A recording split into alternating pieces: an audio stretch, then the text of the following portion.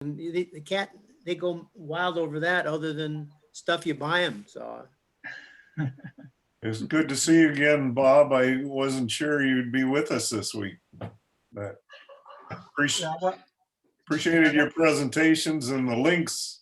Well, I guess part of them, that Lausanne one David gave to us, those were really impressive. And I appreciated Tim Keller's this week, David.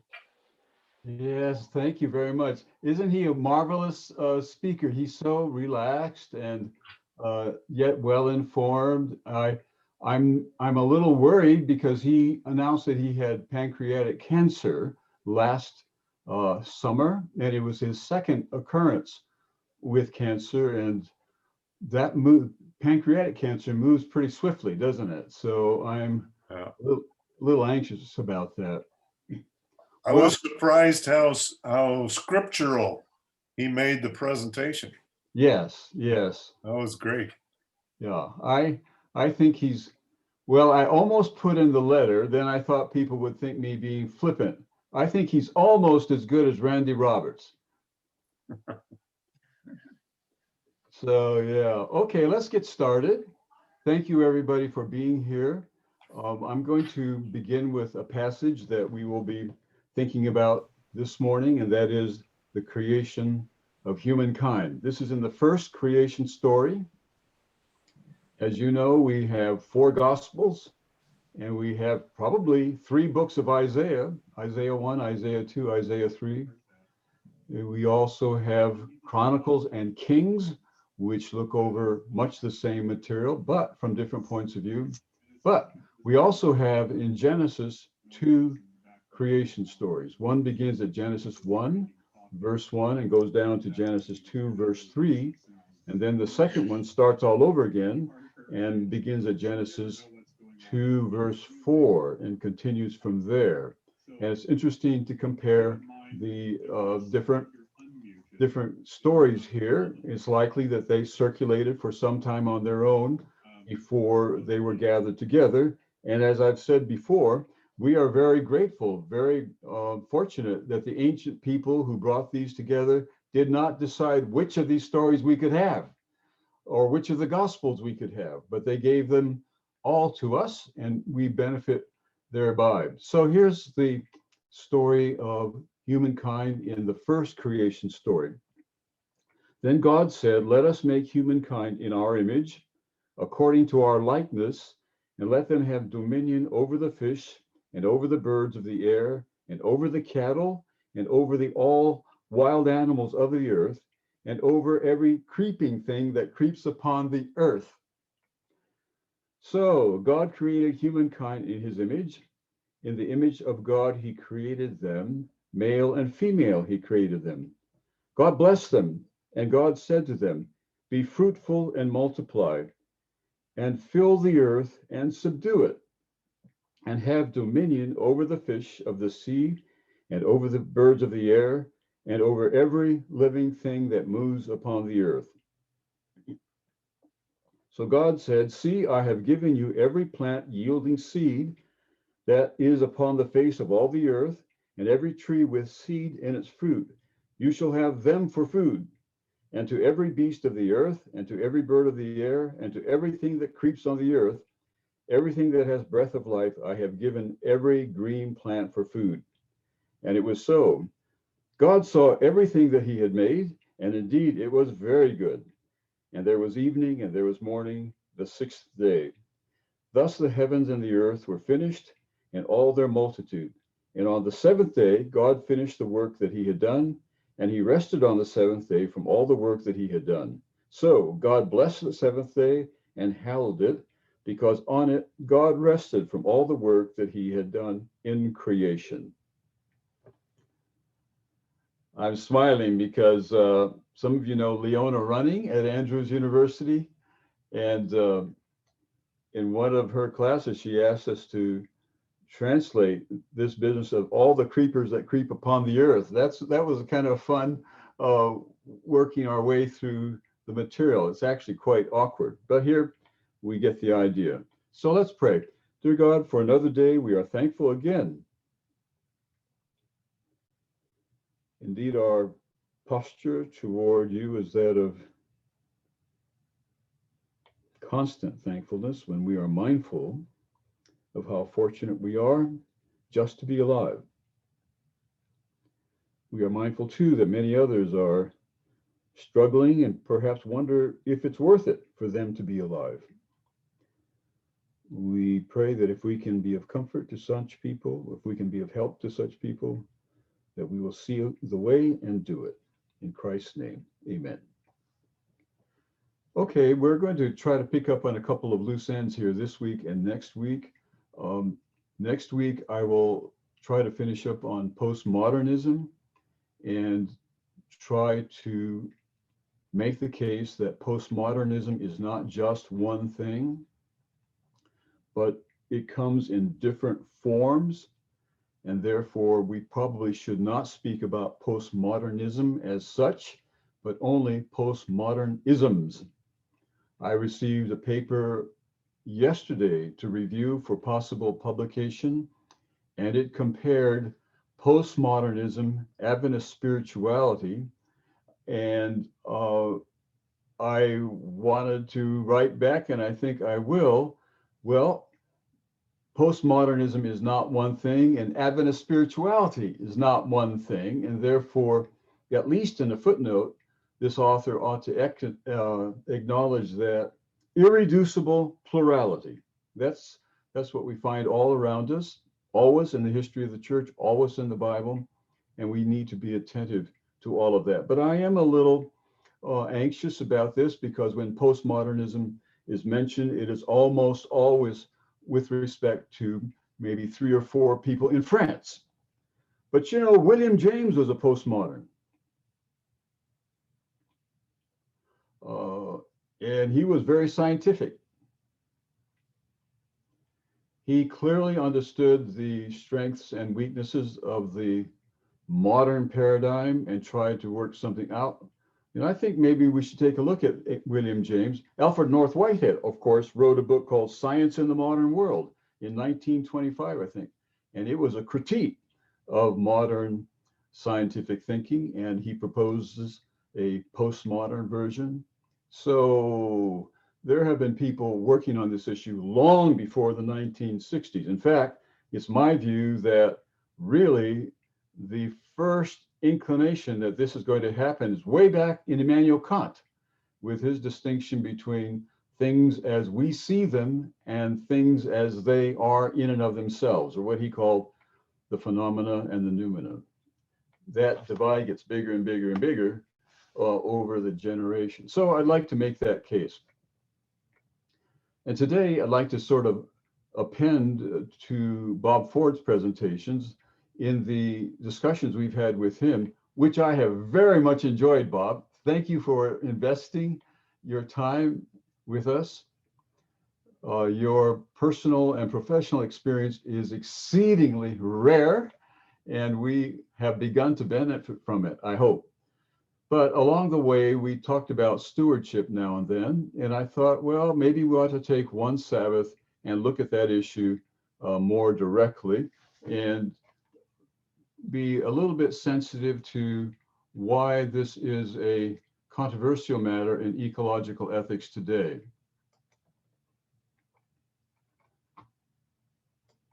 So that's what we're going to try to do.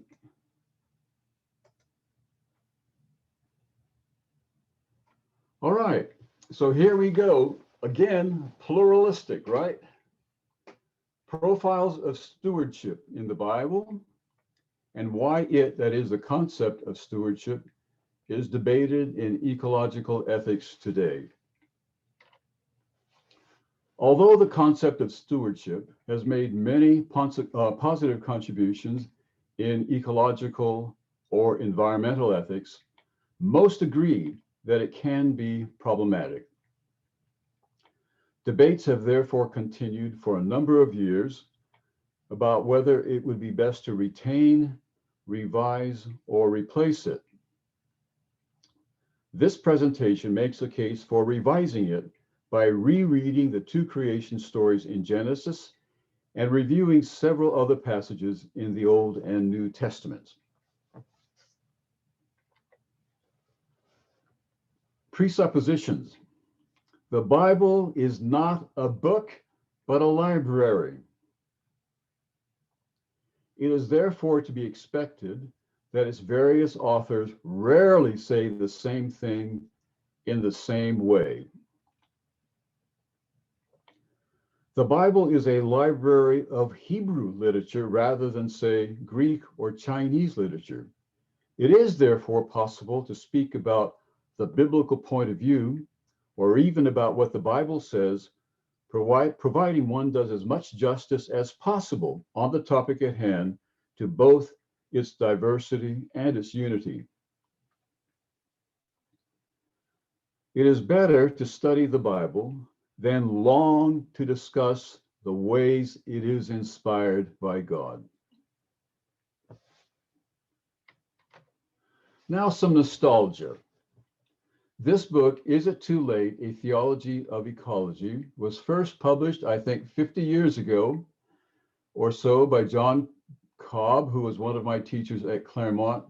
And in the early 1970s, he became interested in this issue because one of his sons came home and talked to him about the environmental crisis. So he shifted his considerable intellectual powers to this topic, and he has returned to it over again and again over the years. He's a man who has sponsored many students along the way, and he's a special person for me because on one occasion he stopped me on the sidewalk and said, "Have you ever thought of getting a PhD?"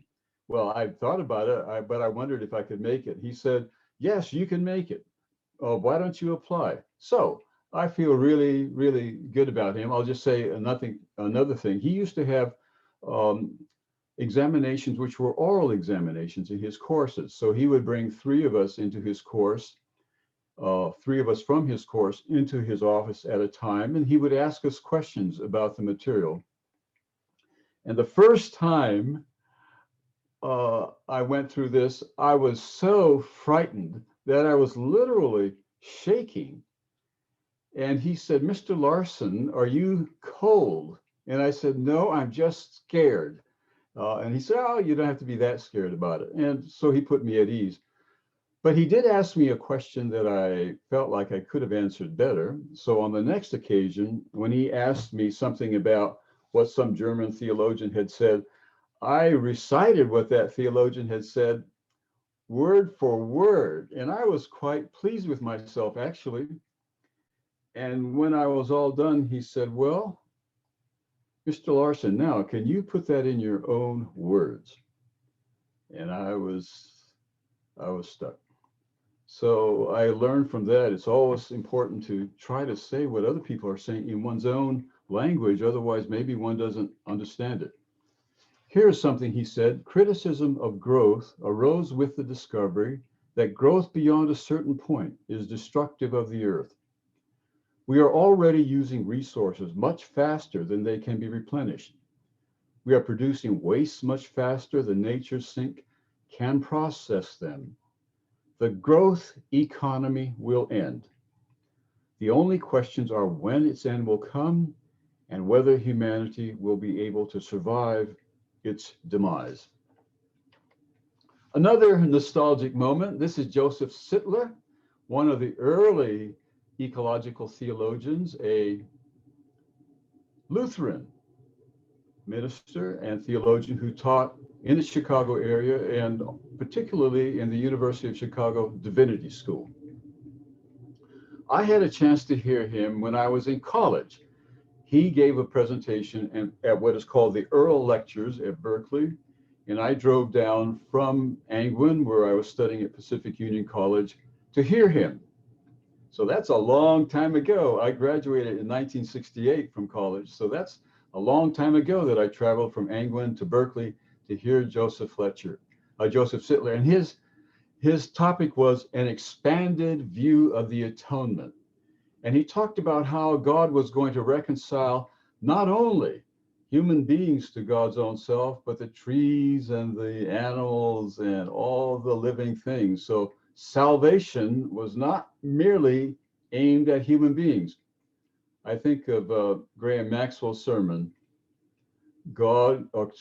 Christ died for sinless angels too. Christ died for sinless angels too. Joseph Sittler would say, Christ died for the seals and the chipmunks and the elephants too. So I was really impressed by that.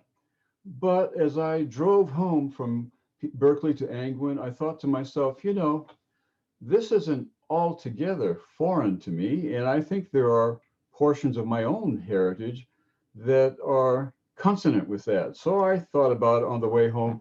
And then this passage came to my mind. Well, first of all, before I get there, here is Joseph Sittler. And I think this is good. I have never been able to entertain a God idea which was not integrally related to the fact of chipmunks, squirrels, hippopotamuses, galaxies, and light years. And that's what I heard at Berkeley, and that's what he's been writing over the years. He's now deceased, but he made a very positive contribution to early environmental ethics from a theological point of view.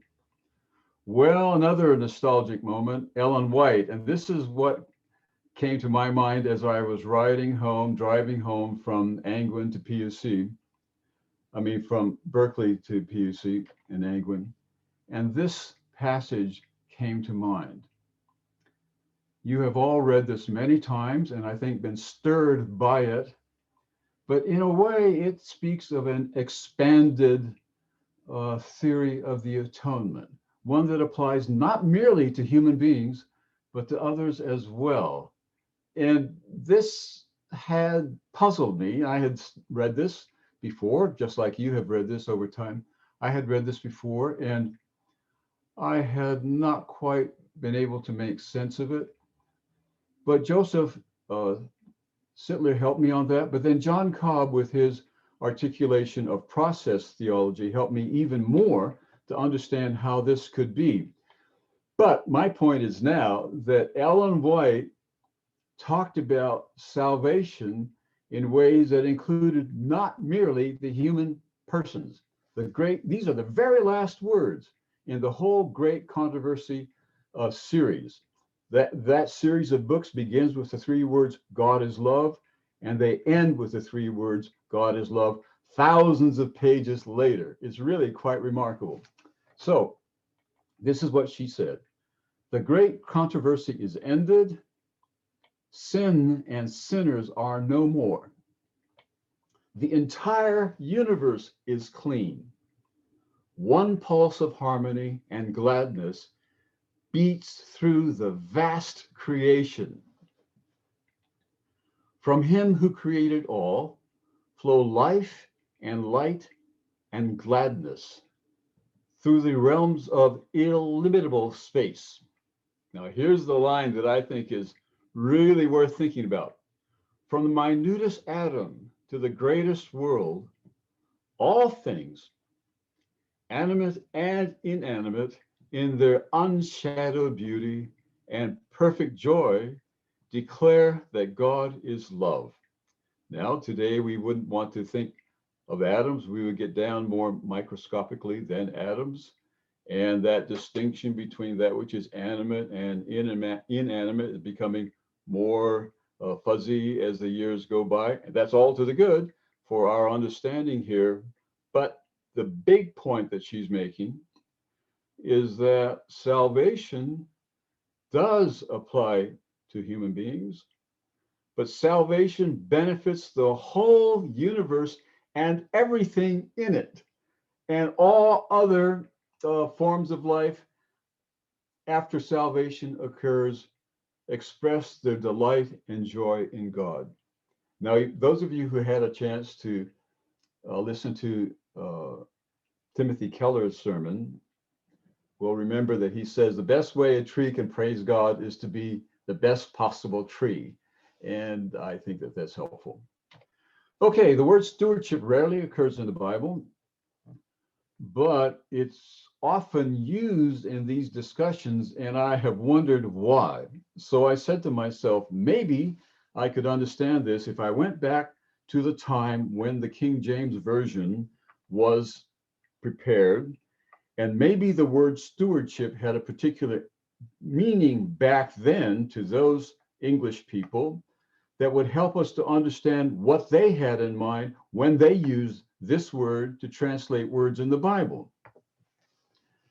So I didn't go to the King James Version. I waited 100 years later and went, of course, to John Wesley. And here is something he said in a sermon at Edinburgh on May 14, 1768. But no character more exactly agrees with the present state of man than that of a steward. Our blessed Lord frequently represents him as such. And there is a peculiar propriety in the representation. It is only in one particular respect, namely, as he is a sinner, that he is styled a debtor. And when he is styled a servant, the appellation is general and indeterminate. But a steward is a servant of a particular kind, such a one as man is in all respects. This appellation is exactly expressive of his situation in the present world, specifying what kind of servant he is to God and what kind of service his divine master expects from him. And then, as you would expect, the rest of the sermon outlines the ways in which human beings as stewards are to relate to God and to those other living creatures on earth. But the point is, for John Wesley, the word steward in English captures better than any other word the proper understanding of human beings in the universe. Now, so I said to myself, what does the word steward mean, or what did the word steward mean to people like John Wesley? Now, there's a fellow named Dean Park who comes from North Hampshire in England, and he lives on a property that the family has owned, I think, since the 1500s. And he has written some things about life in previous generations. And this is what he said the servants were like in one of those homes. These were the female servants: housekeeper, cook, head nurse, housemaid, kitchen maid, laundry maid, under nurse, governess, I should say, dairy maid, scullery maid. We would say that was an errand girl. Scullery maid, storeroom maid, and casual staff. This is important, though. He says, these were not all single female servants. A number of them were overseers of other female servants doing similar work. We might think of them as middle-level managers. That's my language, not his. But if you watch Downton Abbey, you can see that the servants are plentiful and they are quite structured in a very, very tight hierarchy that becomes interesting over time. Okay, male servants. What were the male servants in England when John Wesley was around? There was the man cook, the valet or valet, also called the groom of the chamber. That's the one who makes sure the man of the house is in good shape at all time. The butler, the footman, the coachman, the head groom, the postilion. This is the young fellow often who rides on a horse in front of the carriage to sort of keep the horses in track if they're kind of unruly. And so he's so light, he can ride up there without really adding much weight to the overall project. But from there, he can keep these horses in more control. There's the gardener, the gamekeeper, hall boy or page, porter, and then again, the casual staff, part-time workers. So they outsourced some things over the years. These were not all single male servants, same thing as the female. A number of them were overseers of other male servants doing similar work. We might also think of them, I say, as middle-level managers. Now, here is a diagram that Dean Park made of the hierarchy of servants in England in the 17th and 18th century. And you can see, I think, that it's pretty highly structured. To the left, you have The lady's maid and the valet or the valet, these people are directly in the service of the man and the woman, the landowner and the land mistress. And they are sort of off of the hierarchy because they are attendant to these people particularly. But then you have the housekeeper who is in charge of the female servants, and there's the head housemaid, then the housemaid, and then the laundry maid down there. Notice also, though, off to the left and not in the hierarchy are the people who take care of the children. This is the governess, the head nurse, and the undernurse. Okay, so we come to the other place, and we have the cook and the kitchen maid and the dairy maid and the scullery maid off on their own too. But to the right, you have the clear male hierarchy: the butler, the coachman, the postman, excuse me, the first footman, the second footman, and the hall boy, errand boy, I think we would say. All right. What about the stewards? These are the servants. What about the stewards in the time of Wesley? Estate stewards manage the resources, personnel, and activities of one of a landowner's properties. These were vast properties. Think of one of the properties that Queen Elizabeth now has. I think it's 55,000 acres. These are vast properties, but a single landowner might own several of them, not just one. So an estate steward managed things on one of the landowner's properties, not all of them. Agent stewards or house stewards manage the resources, personnel, and activities of all the owners, excuse me, all the landowners' properties. So you have these estate stewards, and they are subject to the agent or house stewards. So the agent or house steward is above all the stewards over all the properties, and they are over everything below them. All right. So I think it is reasonable to presume that John Wesley had in mind agent stewards or house stewards when he said this word perfectly, or as perfectly as possible, depicts what human beings should be like in the world, in their relationship to God, and in their relationship to other things. But let's sort of summarize here. The steward was second in command only to an often distant landlord. The agent steward or house steward, whom people like John Wesley had in mind, probably, was one, solitary, a man, two, three, near the top, second only to the owner, near the top, four, of a tightly structured hierarchy, very vertical, in which his great authority always flowed, six, from him downward. Now that's the picture of humanity as it ought to be, as John Wesley portrayed it. Now, I think that this is problematic, both from an ethical point of view and from an ecological point of view. This vertical thinking is not what most ecologists I've read are enamored with. And also this strict hierarchy with authority always flowing from the top to the bottom is not the sort of lives we want to foster now. So it seems to me that his understanding of stewardship in the Bible reflects his own cultural setting.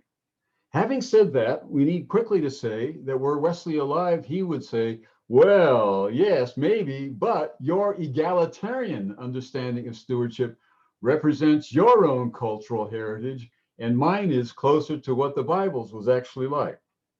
So some have wondered if this profile of stewardship reads into the Bible what 17th and 18th century people in England assumed. This probably happened to some extent, yet this is one of the Bible's profiles too. I don't think we can get the Bible off the hook by saying, well, it's all John Wesley or people like that. I have read that this idea goes back to people much earlier, way back to Augustine, who died in 432. I haven't read it that far back. I've only read it as far back as Wesley. Now, here are some passages from Matthew. By chance, I found them in Matthew. There were others, but I left them off just to have some symmetry here. And I think what we find in these stories is a very hierarchical arrangement. And it's not terribly unlike the 6 features of stewardship in the 17th and 18th century. Now, I understand that all of these stories can be told in ways that soften the sharp angles of these vertical arrangements. And we should be sensitive to all those possible interpretations. On the other hand, we must be careful to keep in mind that this was a very vertical structure, and this was a very male-centered structure, and authority did flow from the top to the bottom. I think the most magnificent story of this is the centurion who spoke to Jesus and said, you know, I am under people and there are people under me, and I ask my servants to do something and they do it. Please ask your servants to do something for me, and that servant will do it. And so he was just reflecting the kind of hierarchical, vertical relationships that existed then. He did so in a kind and cordial way, but that kindness did not disguise the authority that he had. So we have Jesus and the Canaanite woman. You know that story. It makes one wince, I think, a little bit. It made the disciples wince.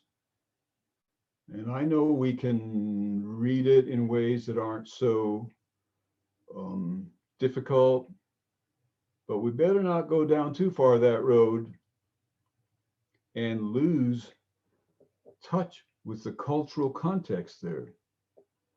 We also have the parables of the workers in the field who are paid different amounts, are paid the same amount of money for different amounts of work. And there is a cry that this is unjust. And the response of the landowner is, well, I'm the landowner and I get to decide. Well, okay.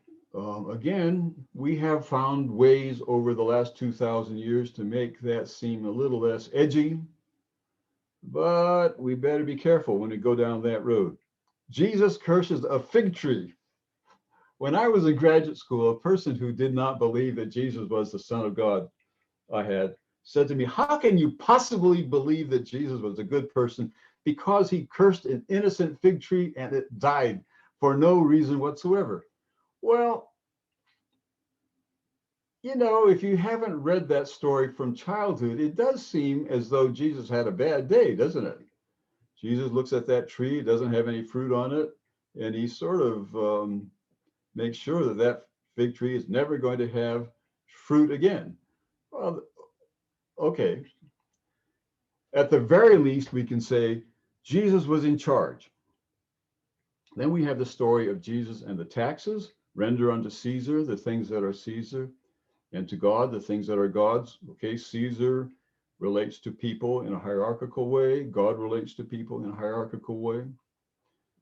We also have the parable of the talents, where one servant gets 5, another gets 2, another gets 1, and the first person invests and doubles his money.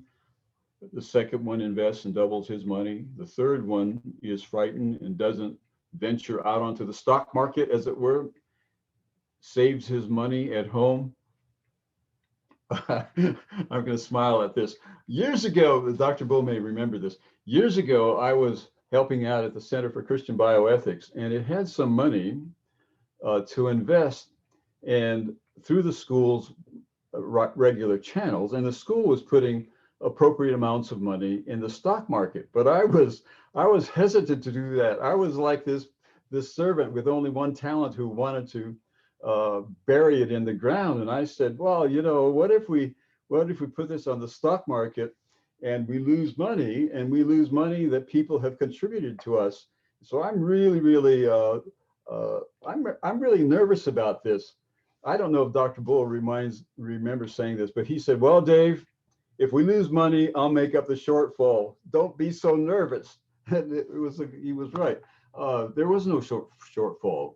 The stock market did well for us, and I should not have been so apprehensive about it. I was like that third servant who failed to make proper investments. But the point is, the landowner was pretty upset at this third servant and gave him a hard time. He might have had pity on him, might have said, you know, I understand, next time be a little more venturesome, but no, he was pretty severe. Okay, foreground and background. Some contemporary accounts of stewardship put something very much like this profile in the foreground. It is in the background of most others from which it frequently has an unnoticed influence. This has prompted criticism of the idea of stewardship in current ecological or environmental ethics. It has also launched the more vigorous ecofeminism movement.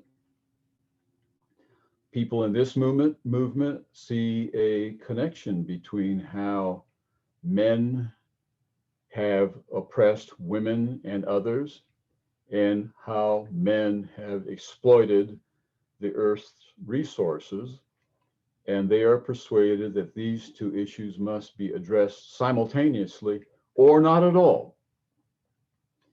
And I think they make a point that's worth very serious considerations, because in both instances, we have this vertical kind of relationship that I think it is valuable to question.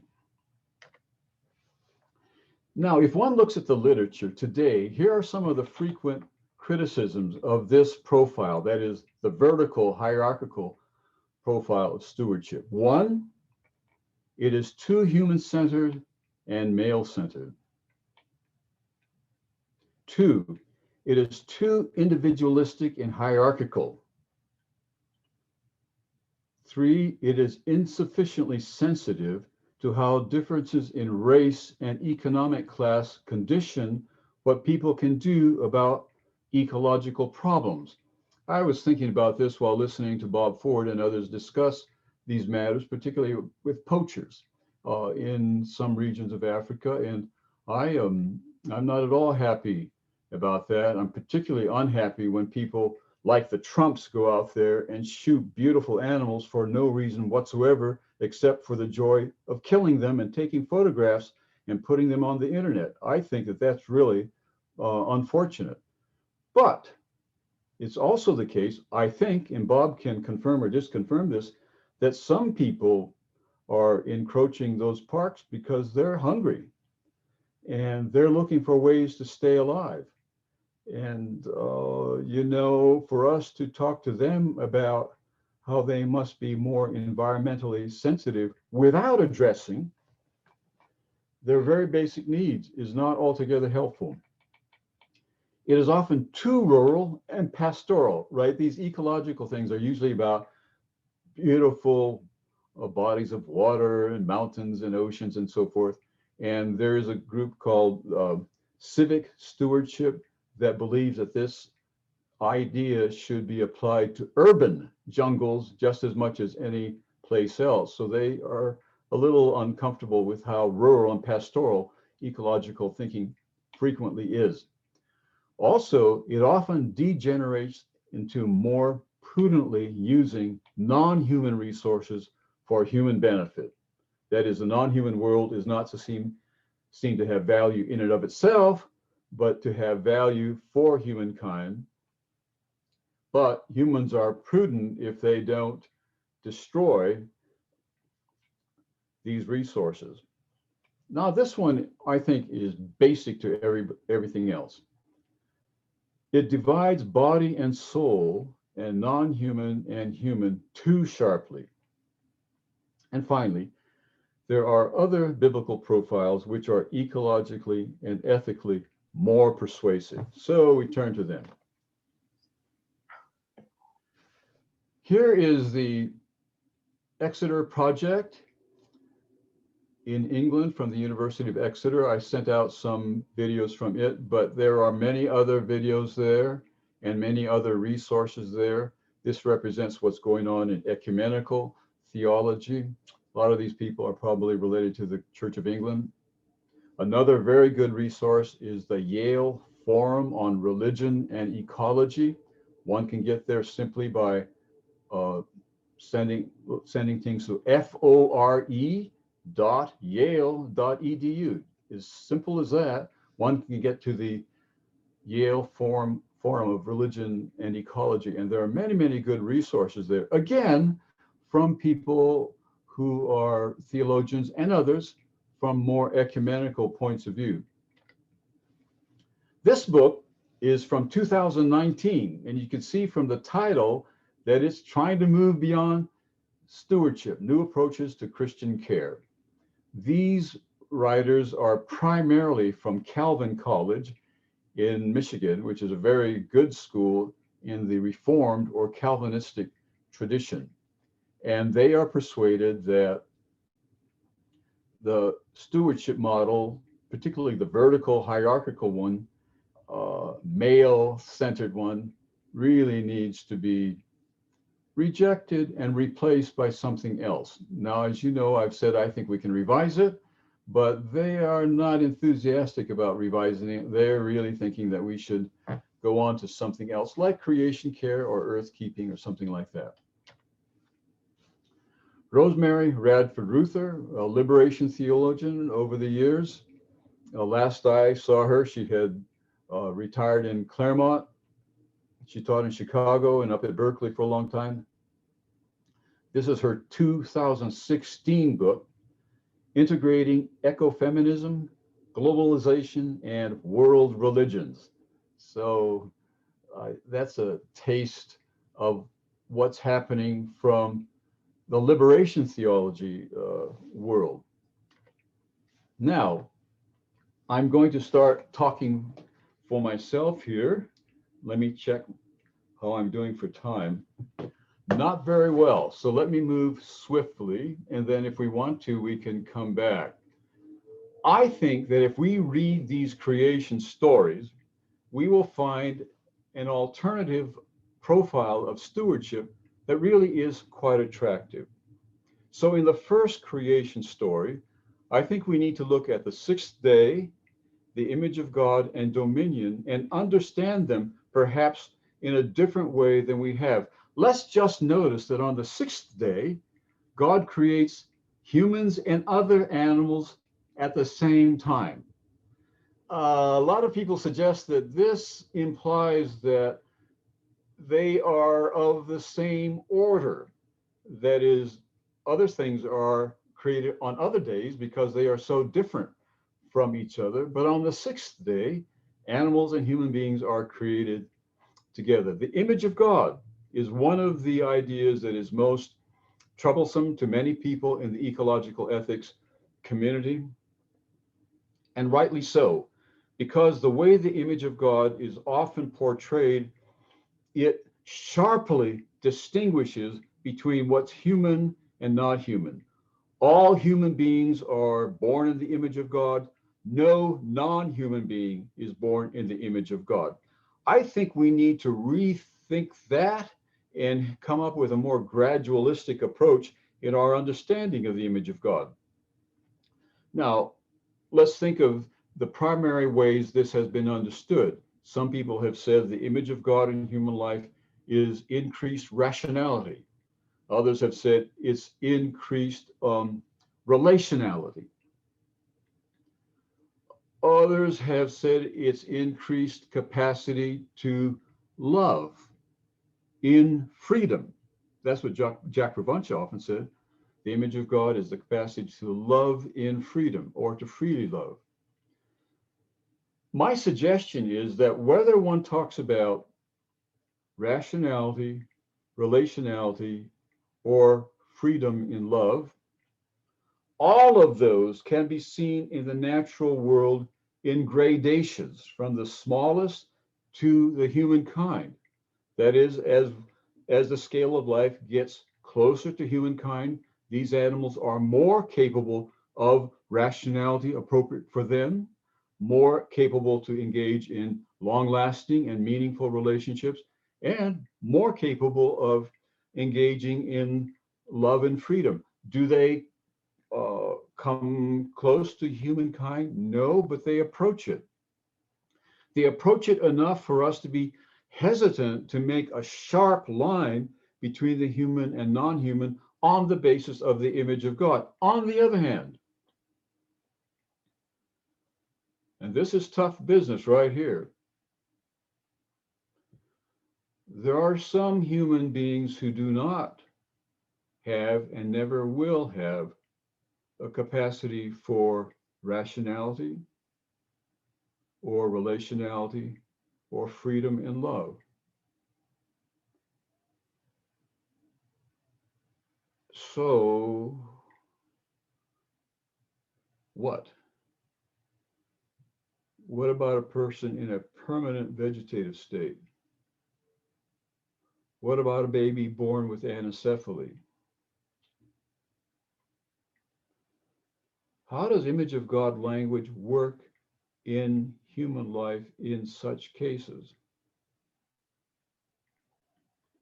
Finally, there's the idea of dominion, and we are told that the Bible says God told them to have dominion and subdue the earth and populate it. Populate it, subdue it, and have dominion over it. Those three very closely related things. Here is a case where I think we should not flinch from what the text actually says. I know we have ways of saying dominion doesn't really mean lordship.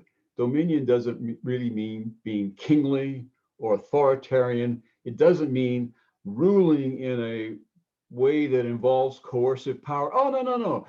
Dominion means something like servant leadership. No. That's what dominion may mean to us, but that's not what it means in that context. The context there is one we need to be very attentive to. It's a context in which humankind is placed in a dangerous situation.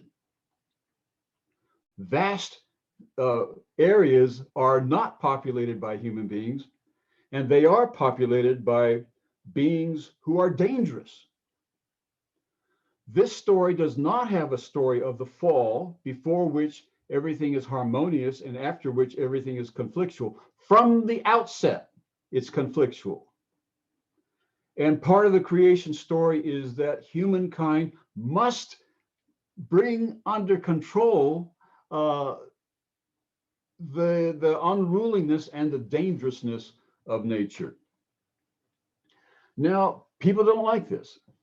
Ecologists don't like this because it talks about humans really having to be sort of heavy-handed at points.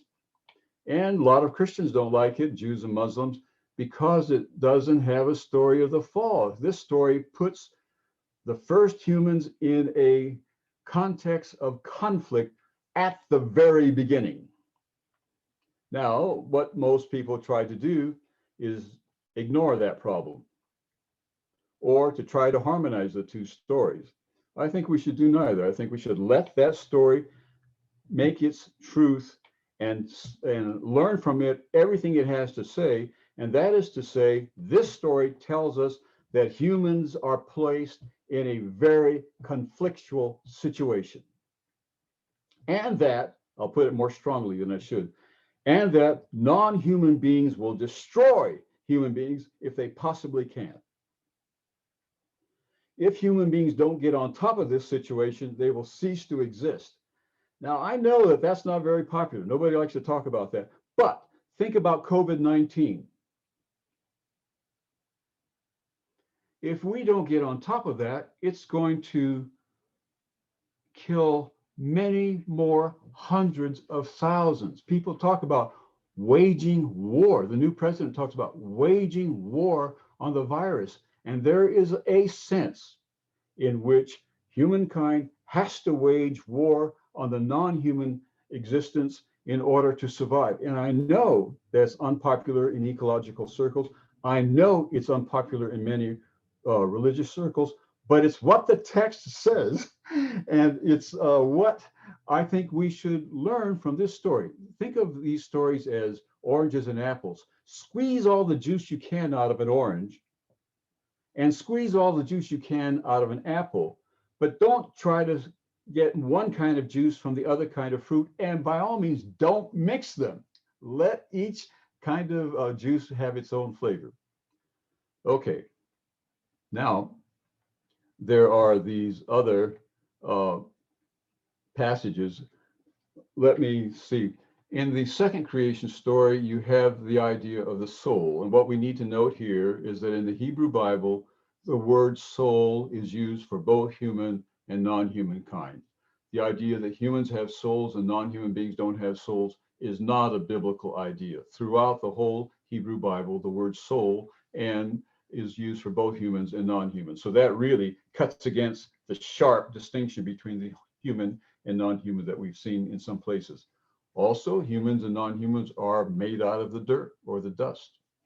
Now you have a much more congenial relationship between the humans and the non-humans in this story. Adam is naming them. He's not subduing them. He's not dominating them.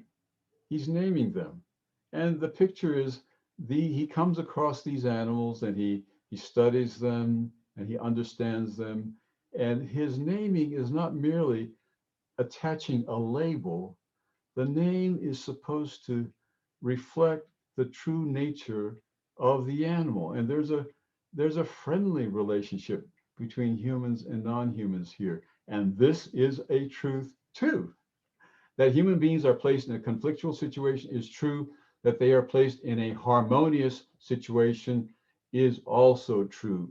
Adam naming the animals is a very intimate encounter with those animals, the sense of the closeness of which we should not overlook. Then, of course, woman is made out of man's rib.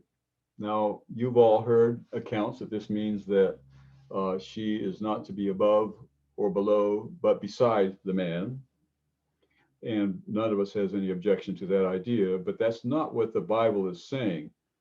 What does Adam say when he sees the woman? He says, "This is bone of my bone and flesh of my flesh." Now, the story is obviously figurative, but the figurativeness of this story has punch.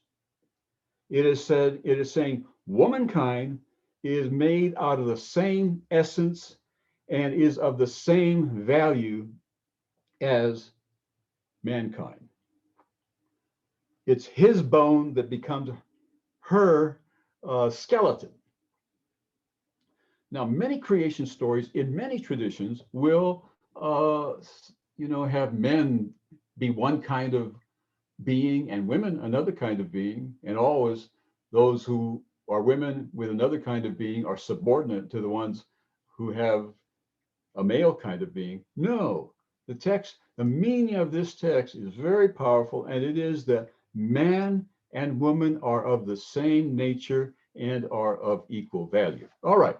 Now, there are a lot of passages in the Bible that go along with these suggestions. The flood, fourth commandment, commandments about leaving the fields fallow, counsel not to pollute the land, don't take all the eggs and birds, all of them out of the nest. Remember that you don't own the world that belongs to God. And the idea that nature sings for joy in God. The wise person has regard for his or her animals, and killing animals doesn't impress God. And finally, God destroys those who destroy the earth. Almost all discussions of this topic have since 1967 started with this essay. It's just remarkable how Lynn White's essay, The Historical Roots of Our Ecological Crisis, was a bombshell when it was published, and it continues to echo and re-echo right down to the present moment. No discussion of religion and ecology gets very far without taking this into account. Now, Lynn White was a historian of medieval technology. He actually did have a Master of Arts degree in theology from Union Theological Seminary in New York, which is a good school. And his father taught Christian ethics. Can you believe that? His father was a Christian ethicist. And so I have some kind of remote kinship with his father and with him. But he was not a specialist in the Bible. And he was observing the Christianity that he was studying in medieval times.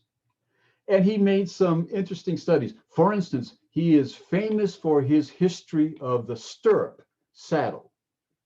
And he believes that the invention of the stirrup had broad cultural consequences. Likewise, a different kind of harness made it possible for fields to be tilled more successfully in Northern and Central Europe than down around the Mediterranean. And that's why wealth and central human populations tended to drift northward over time, such that Germany now is more powerful probably than Italy. Now, this is very, very interesting stuff, and I think it's fun to read, but I do think we need to keep in mind that what Lynn White was talking about when he was talking about Christianity was the Christianity that he knew best and he saw around us today, but he was a specialist in medieval thought. But here are his words, and I think it's best to end with them. Almost every discussion of this matter begins with them. And I have chosen to reverse that process and end with them. This is one thing he says: we shall continue to have a worsening ecological crisis until we reject the Christian axiom that nature has no reason for existence except to serve man. Well, one can find Christian theologians in the Middle Ages, in the modern period, and in our own time that say that. Remember how Jack Provencher used to like to quote Paul Layman? And I've mentioned this before, but you know, Paul Layman's theme was the purpose of Christian ethics is to make and keep human life human.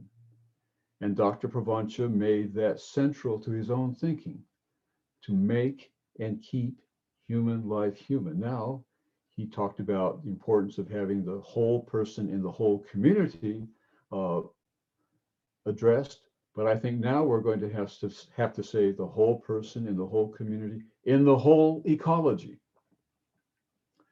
But Layman is remarkably indifferent to the plight of non-human beings in what I otherwise think is a magnificent book entitled Ethics in a Christian Context. So here's something else Lynn White says. Both our present science and our present technology are so tinctured with orthodox Christian arrogance toward nature. Again, he's not studying the Bible, he's studying medieval life. Christian arrogance toward nature that no solution for our ecological crisis can be expected from them alone. That is, science and technology cannot by themselves save us from our ecological peril. But, he says, since the roots of our trouble are so largely religious, the remedy must be essentially religious. Whether we call it that or not. Then he uses this word refill that the spell checks don't like, but he used it. We must rethink and refill our nature and destiny. You know, if you think of when Lynn White was studying at Union Seminary, and remember that Reinhold Niebuhr was teaching it there at that time, and that Reinhold Niebuhr has a 2-volume set called The Nature and Destiny of Man, it's not hard to imagine that Lynn White was echoing those words, those books of Reinhold Niebuhr. And Niebuhr positions human life's distinctiveness in the anxiety humans experience because they are, on the one hand, oriented toward God, and on the other hand, oriented to that which is not God. And in that tension, we live our lives. So Lynn White says we need a religious solution.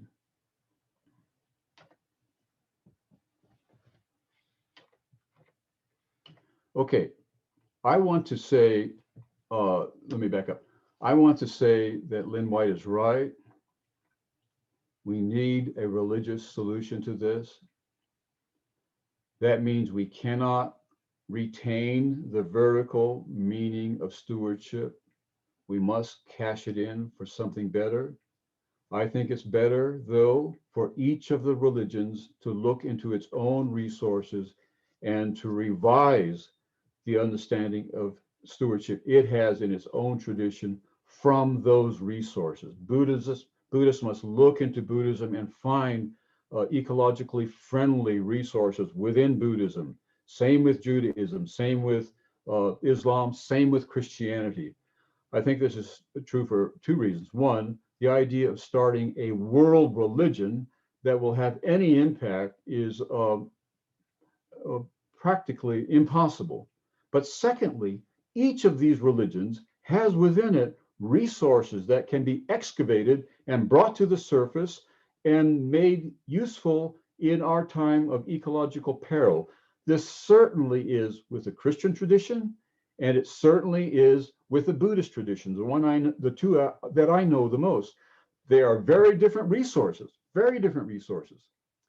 Christianity and Buddhism are the 2 greatest religions in the world, in my estimation, not because they are so similar, but because they are so different. At every single important point, they move in opposite directions. But even though it moves in a very different direction, Buddhism has within its resources, within itself, resources that can be ecologically helpful. And same with the other religions. So my view is we ought to revise our understandings of stewardship away from the stewardship model that we found in Wesley and in the Bible as well, in the direction of something like we find in the 2 creation stories of Genesis, which are much less vertical, much less ecological, roundish, and bring those to the top and benefit from that kind of intellectual archaeology. It's time for us to take a break, but I would like to play this video by Peter Singer, who is the father, quote unquote, of animal liberation. He grew up in Melbourne. He taught there for a while, then moved to Princeton, and now has been teaching there and at Oxford, and I think is retiring back at Melbourne now. He does not believe that animals have rights, and he has to clarify the interviewer on this matter, but he does believe that animals have interests. They have an interest in not suffering, especially. And their interest in not suffering needs to be taken into account equally to our interest in not suffering. He's not saying that the intensity of the interest is the same, but that we must consider their interests even as we consider our interests when we encounter the possibility of suffering. So my question is, should we be speciesist? Speciesism is the sin, according to Peter Singer, of giving human beings first place simply because they are human beings, no matter what else we can say about them. By virtue of them being human beings, every human being is of more value than every non-human being. And that's what he's pushing against. And I want to know in the discussion period what you think of this. So here's a little interview of Peter Singer.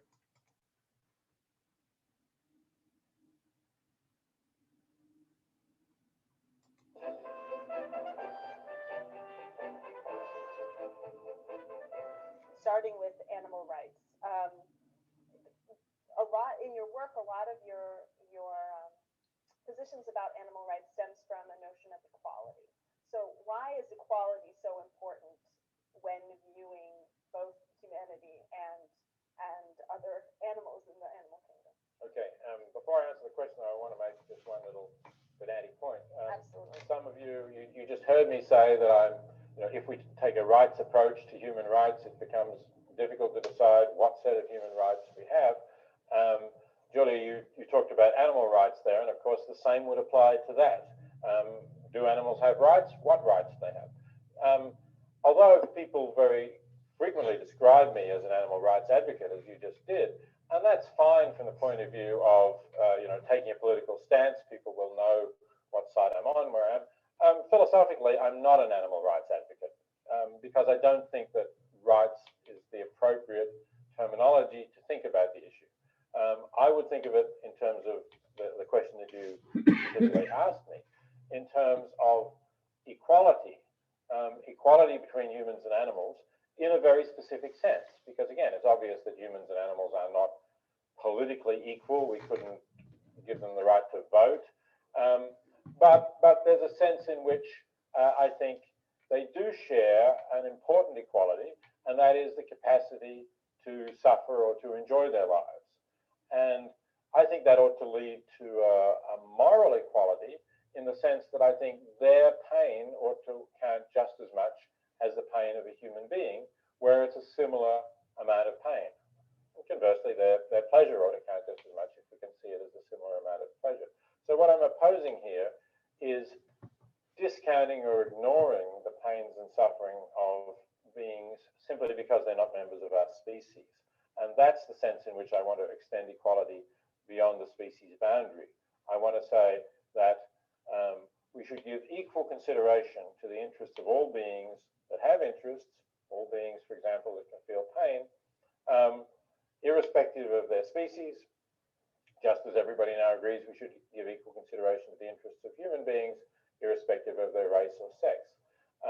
So it's that kind of equality that I want to argue for, and I think that leads to significant changes. Of course, it does also lead to interesting questions about what interests do animals have, where they're different from human interests, how do we compare those different interests?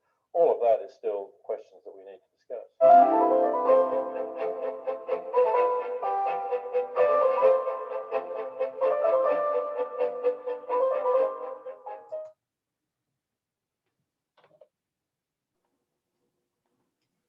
Okay.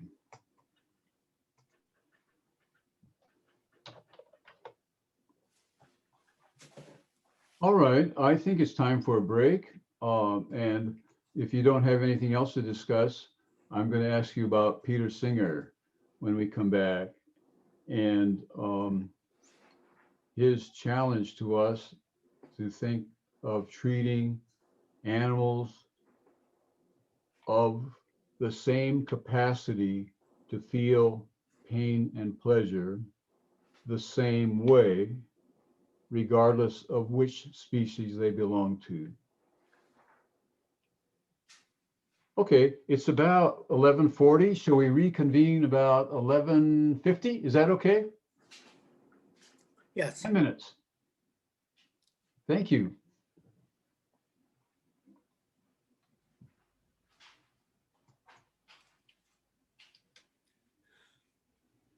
Okay, those who'd like to ask questions, kind of raise your hand and I'll get a queue going here.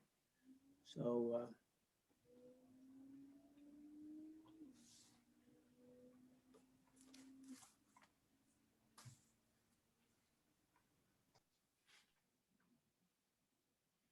okay, I see you, George.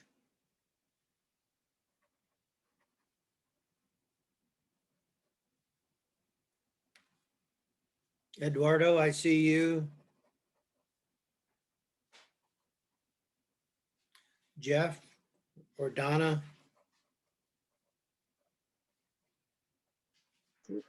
Donna, of course. I'm going to stay out of that.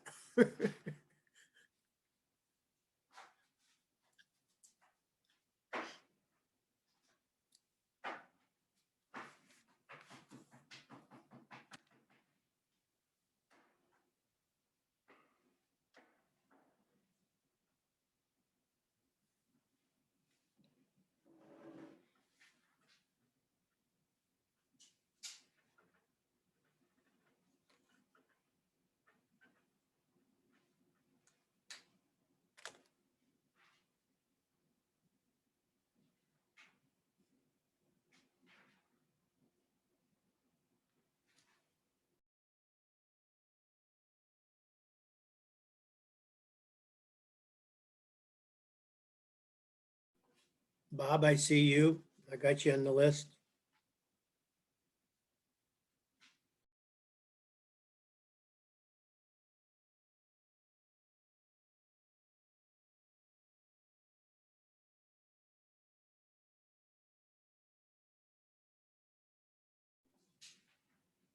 I was going to tell you, Bob, Dr. Ford, the other day, my kitten got almost tangled up in my printer. Oh my. She liked to see that paper, especially when you do flip side, it comes out and then it goes back in again. Uh, Anyway, she tried to grab it as it went back in. So anyway, I was telling that to Mail and Cootsie, and he said they actually had to stop their printer and pull wadded paper out and everything because their cat went back in there. So, oh my goodness. Oh, that's something. Yeah. Mm.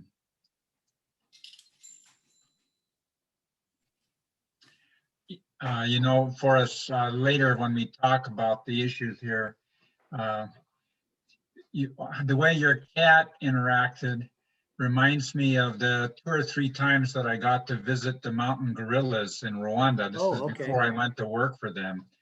And the interactions between the small babies, you know, and the big silverback, and how they would react to us humans, you know, we were trained on how to sit and keep our heads down, to take a submissive view, and so on.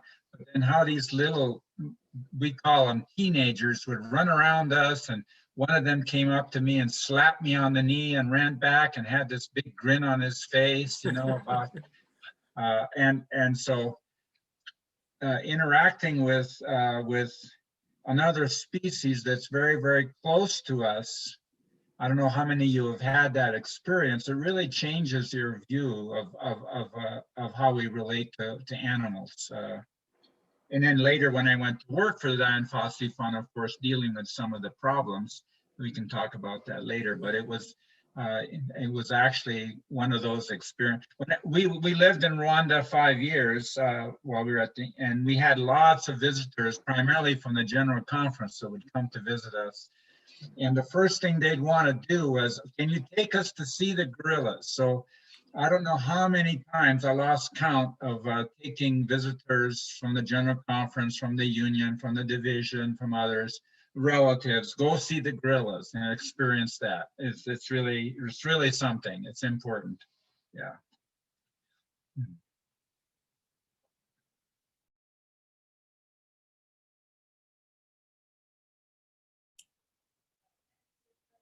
Bob, I enjoyed hearing about all the things you have done.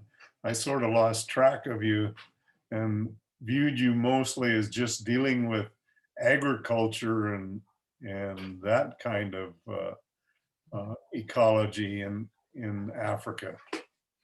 Yeah, that was the early years. That that I focused primarily, and this was after the Sahel famine and so on, and yeah, and so I was primarily focused on food systems, food security, things like that. But in these later years, the last 10, 15 years, it's been focused more on the broader conservation science types of issues. But it's interesting that they kind of come together. I think it was Forrest that was mentioning earlier, or David was mentioning, that the primary reason I ended up going, they asked me to come back and work at the Dian Fossey Fund is because I had worked on issues of agriculture and sustainability. And so we worked with local villagers around the parks to help them develop alternative ways of getting food and not to do the poaching. And to help to develop healthcare, because I was in public health, to help develop good healthcare systems for local villagers.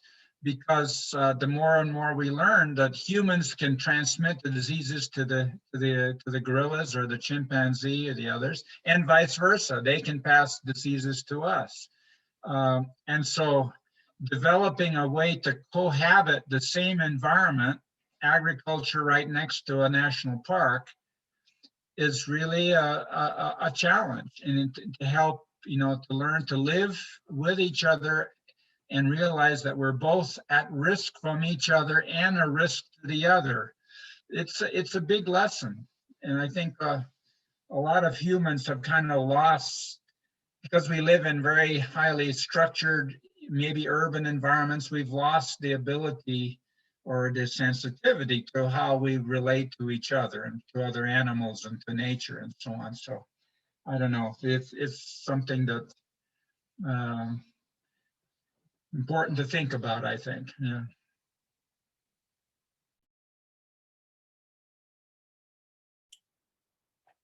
Well, I've enjoyed hearing about your more recent adventures and what you've been doing. Yeah. Well, yeah, the international adventures, haven't done many of them as recently. It's been 6 or 7 years since I did a consulting trip to Africa.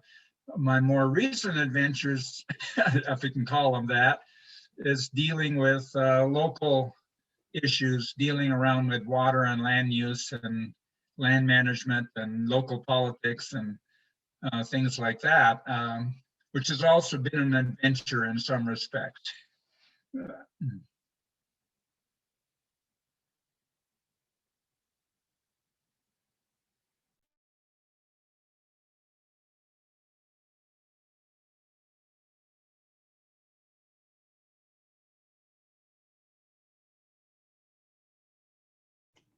Bob, when we get back together, I think I'd like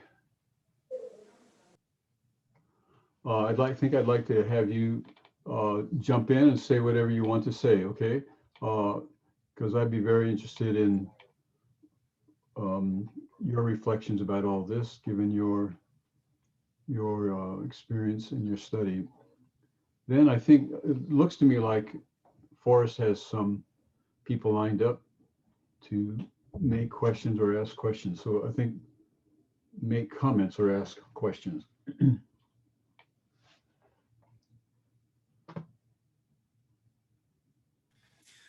Okay. I'm back, Forrest, David. I'm back. Okay, let's begin. I'd like to make one comment, and then I'd like also to invite Bob forward to say whatever he wants to say or not say whatever he doesn't want to say. And then maybe we can go to the questions or comments, if there are any. I think there are, but we'll see. Yeah, I've got 4 up. Okay. The first thing I'd like to say is that Bronwyn looked up how Timothy Keller is, and I tried to do that last night, but failed. She succeeded in discovering that he is indeed alive. So that's good news. He's, I think, his church in New York City is sort of like Martin Luther King Jr.'s church in Atlanta. It's a very, very influential church to which many young people have gone. So if he dies, when he dies, he will die like all of us will. It will be a big loss to the Christian community. That's one thing. The other thing is over to Bob. Bob, what do you want to say, if anything, on this topic? I would rather, listen to what others have to say. I can comment. During the break, I just mentioned briefly that one of the experiences I had working in Rwanda over the years, taking people to see the mountain gorilla, and then later working for the Dian Fossey Fund. And learning to interact with a species that is very close to, the biologists tell us that the mountain gorilla, the gorillas are closest to us in our, in the way we're made and the way we react, but just interacting with them and realizing how they feel pain, they're fun, they interact with us, I dare say they have a soul. And I think what you mentioned this morning is so important, and I really thank you for bringing out those views. And not all of us have the experience of interacting with another species like I've had. Maybe more of us need to be able to do that, and maybe that will help us to realize a proper relationship in nature is not the one of dominion, but one of coexistence, of cohabiting and interacting. I know that's really, the main message, but I like to hear what the others say and see where the discussion goes. But I thank you very much for what you presented today, Dave. Yeah. Okay, we'll come back to you. When you were speaking, I could not help but reflect on one of the videos I think you showed us where a mountain gorilla was living next door to a farm and would come down and look into the farm property and seemed to have a kind of collegial relationship with the farmer. Yeah. Oh, absolutely. Yeah, absolutely. That's the main issue where the agriculture, they interact, they eat each other's food, they can pass on the diseases between each other. And so, living on the boundary of parks like that, not many people have that experience. It really creates an awareness of our place in nature much more strongly than if you live in an urban setting and so on. Okay. So yeah. Thank you. Are you ready, David? Yes, I'm never ready, but let's go. Okay. Hey, George, I've got you up. I'll check your volume when you talk. What about this? Now you sound good. It's good? Yeah. Could be louder. Okay. A very little good. low, little low. Hello, turn up a little bit. Okay. Okay, so give me just a second here. I need to go to a certain place. It's very quick anyways here, and maybe this will do it like this. Probably is better, huh? Yeah, I That's like too that. much. Too much. Oh man, I don't know. What do you guys? That's good. What about? That's good right there. It's good right Okay, there. let's That's keep perfect. it like this. Okay. Thank you, Thank George. you for the presentation, David. That was very interesting. And I actually if you could comment a little bit more on that saying from Lynn White, I guess. Yeah, roots of trouble are largely religious, and the remedy must be religious as well, something like that. Because if this is true, then we might never have any solution for troubles, really, because the religion so far has not been much helpful in resolving problems. Actually, sometimes it creates more problems, different sectors of religious, different denominations have different problems. We as Adventists, we had horrible problems in our history. So this is one aspect. Another is about the rights, animals' rights. I think that the animals in nature have a lot of rights. The right to live in the first place. If they're captive, then they have rights too. I have, some of you know, I have some parakeets. Well, they're in captivity. They're in a big cage there, and I need to give them food and water and make sure they have, everything they need.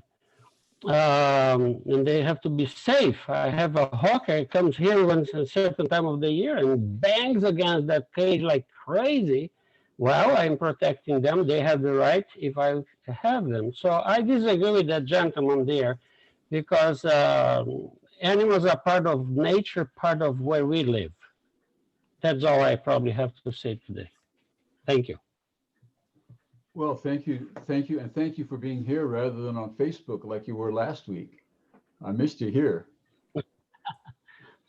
You and the Capinos went to Facebook rather than coming to Zoom, and that's not fair. Well, it's fair because what happened, you had a competitor last week that was very good on Adventist Today, and you ran at the same time. Okay. So okay. I was following both actually, but if I don't show up here once in a while, is because I see the recording. You're recording later on, because Adventist Today at the same time they have very good presentations, and I can always watch the recording later. You're recording, they don't record. So well, thank you for but that. I'm faithful here. Don't worry.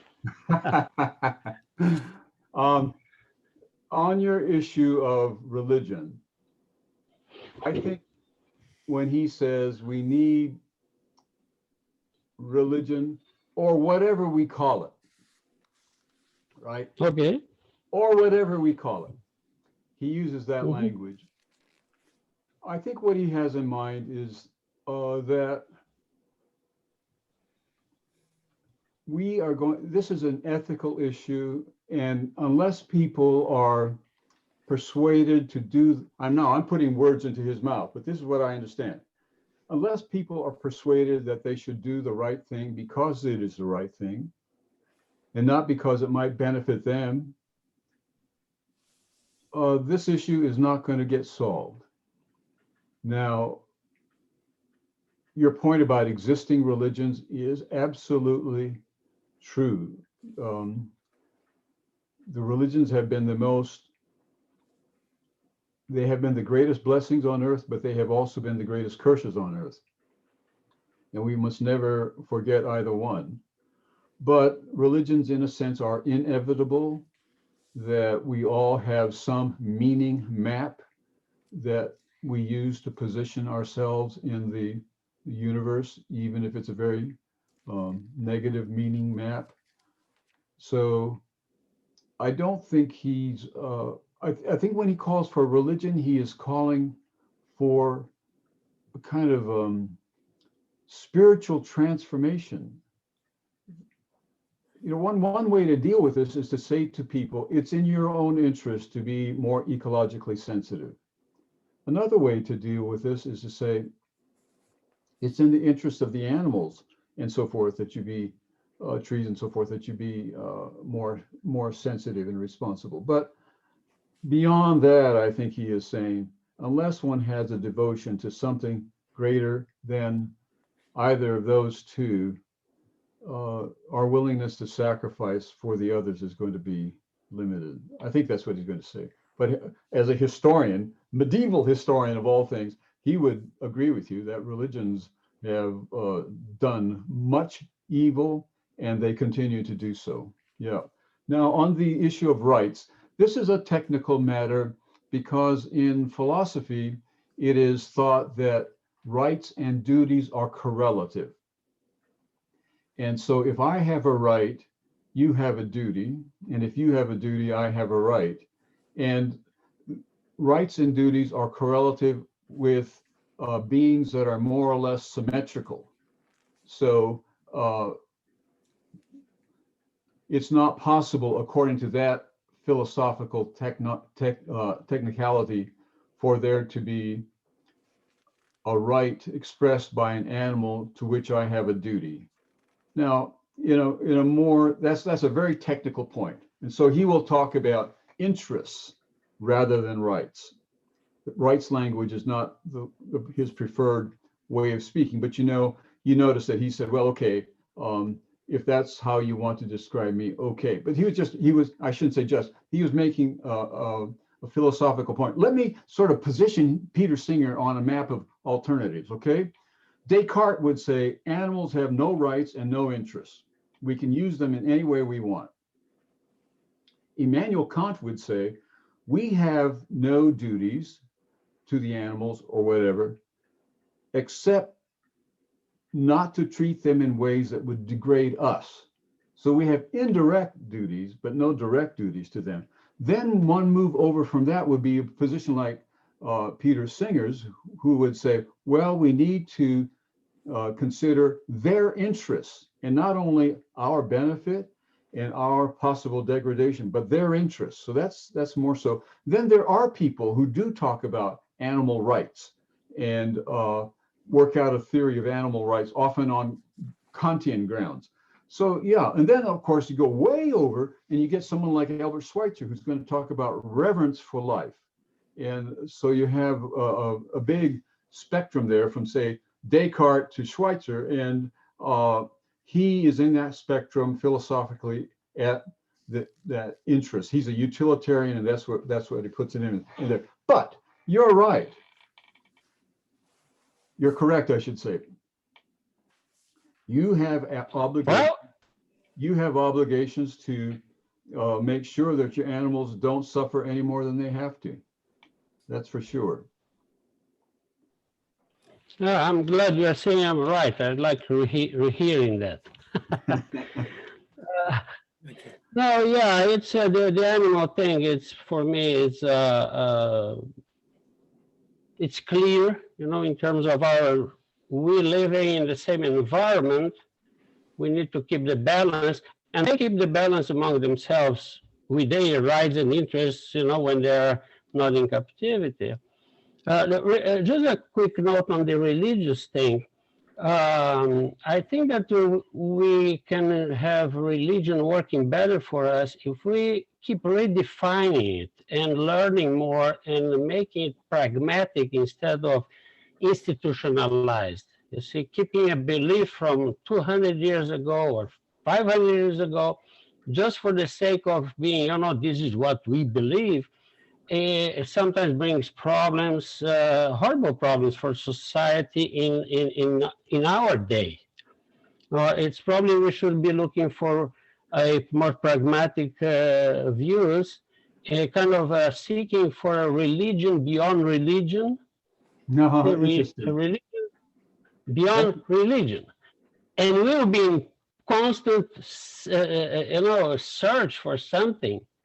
And we as Adventists, I think we have to learn a lot about this because we have been very institutionalized, very encapsulated, I would say, you see, and it's not resolving problems. Maybe we have to go beyond, to a religion beyond religion. What That's do an you think? interesting expression that you use, religion beyond religion, because that Dietrich Bonhoeffer uses that expression almost exactly. Yeah, right. I think that religion can be provocative of new novelty, and religion can be a preserver of the past. And it can be too much of either. Yeah. But I think that maybe I need to be more willing to be provoked into new ways of thinking and less encouraged to hang on to the tradition. I think I grew up in a context where the tradition was so important that I really do need to be kind of poked in my intellectual ribs to get going. And I think you're right. Now, you talked a lot about institutionalization and so forth, and that's an interesting topic, and we'd have to get the sociologists in on that. But your main point that religion should prod us to the new, the novel, as well as conserve the best in the past is something that I agree with, and it's a very important point. Okay. All right. Thank you. Okay. I'm going to go to Monty now. It's up to you. All right.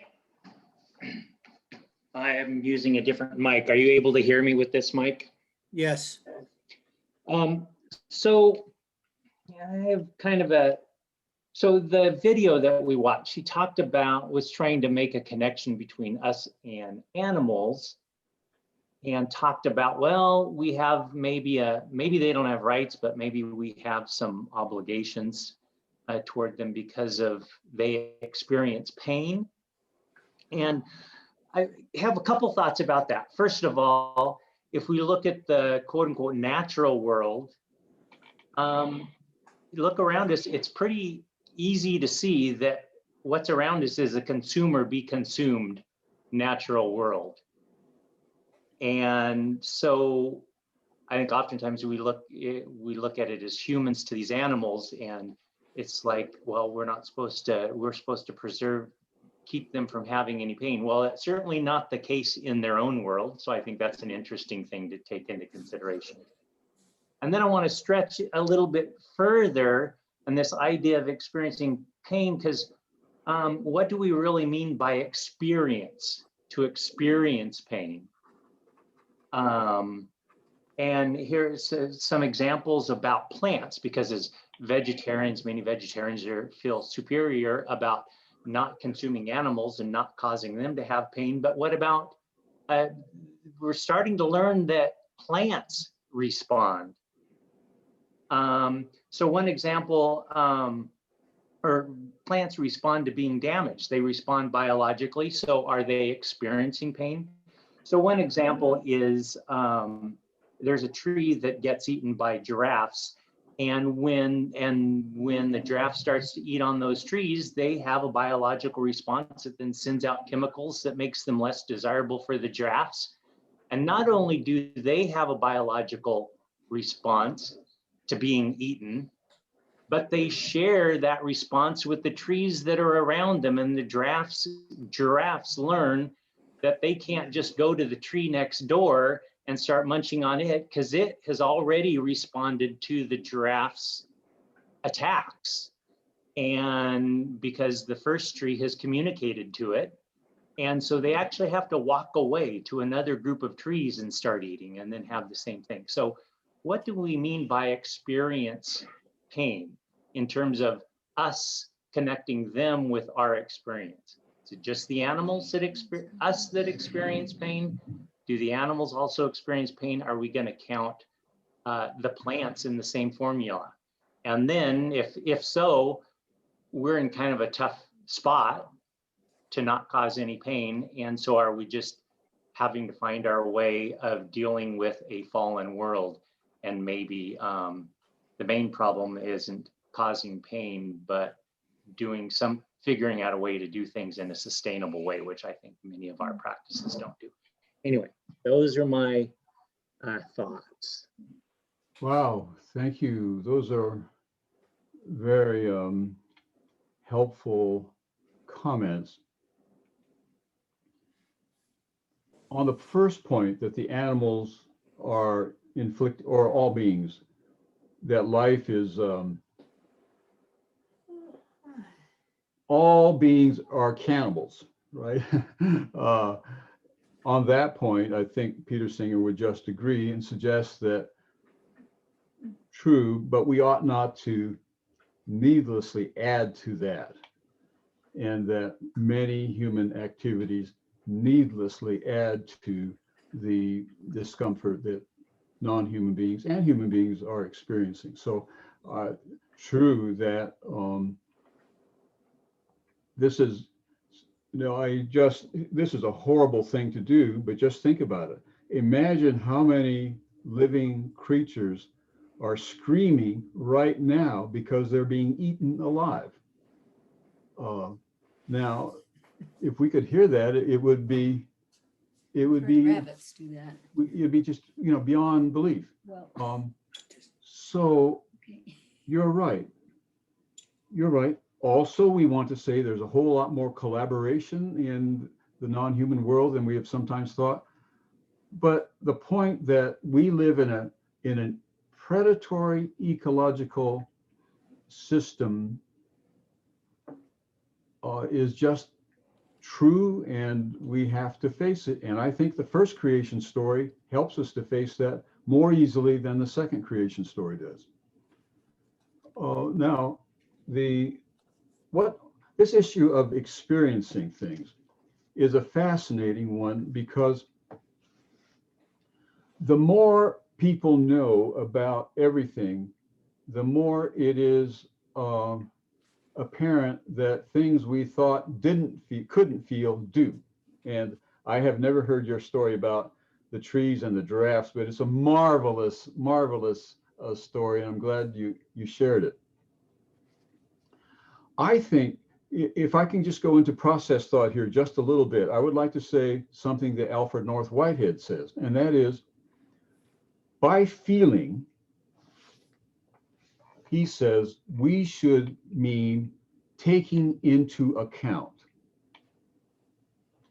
So any organism that takes into account its environment and responds to it is, to that degree, feeling. Now, that's a specialized use of the word feeling, and he therefore introduces another word, and that's the word prehension, related to the word apprehension and to the word comprehension. But the point is that all the way down to the very small living creatures we know of, I gather even a one-cell organism, will take into account changes in its environment and adjust. And Whitehead would say those are all expressions of feeling in that sense. So what this does require us to do is to think about the natural world as being more able to feel than I think we sometimes view. When I was first in one of these classes, I asked John Cobb, what sense does it make to say that inanimate things can feel? Well, the point is that the constituents of inanimate things are often very responsive to changes in their environment. And that's what apprehension is.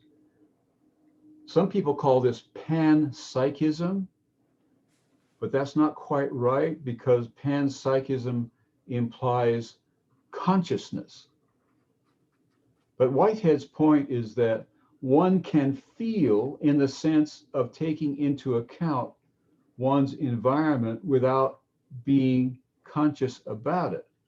For instance, right now, your body is feeling the pressure of your weight on a chair if you're sitting on one, but you're not paying attention to that. There may be some background noise that your body is taking account of, is feeling, but you're not conscious of that unless you attend to it, and so forth and so on. So the expression feeling can go all the way down to the plants and way down below that if we think of feeling as taking into account rather than conscious awareness of discomfort. But the overall point is that however we talk about it, we're going to have to move away from the idea that only human beings can feel, or that only human beings have souls. Now, all youngsters know that that's false, but you know, when you go and study philosophy, then you learn that they can't, but they actually can. I don't know if that's responsive to what you've said. Dave, can I comment there briefly? Yes, please. Are you, I think what you're saying is this is something that ecologists look at, is we talk about interconnection of the biotic world, the non-biotic world, and a healthy ecosystem is one where those interconnections, those relationships that between the different systems are working in balance and well.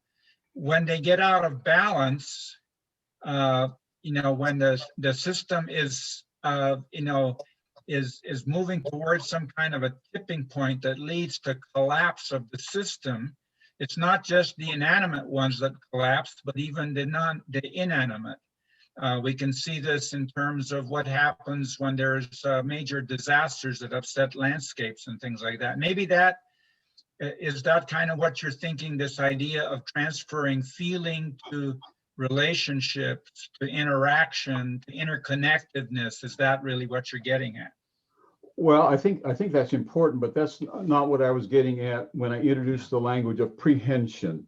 That's talking about how different forms of being can take into account their environments. But Whitehead wants to make another point right where you are, and that is he believes that relationships are constituent of who we are, of who everything is. Now, one of the problems is that we tend to think that we become who we are and then we enter into relationships, and those relationships are quite discretionary. But I think the point is much closer to yours, and that is the relationships in which we find ourselves help constitute the beings we are. We would be different beings apart from this set of relationships. If I did not have the relationships I have, I would be a different person. So when you're talking about these intersections, I think that that's what I would call internal relationships. Now, what's happening here is that we're talking across disciplines and trying to see if we can understand each other's language. And I think that's a very important thing, because over-specialization has made it almost impossible for us to understand each other. But the idea of relationships being constitutive of the individual and of the whole is something that we need to affirm. Is that at all responsive to what you're saying, Bob? Oh, absolutely, yes. Without those relationships, and I'm looking at it from an ecologist perspective, Right. the system collapses. I can remember,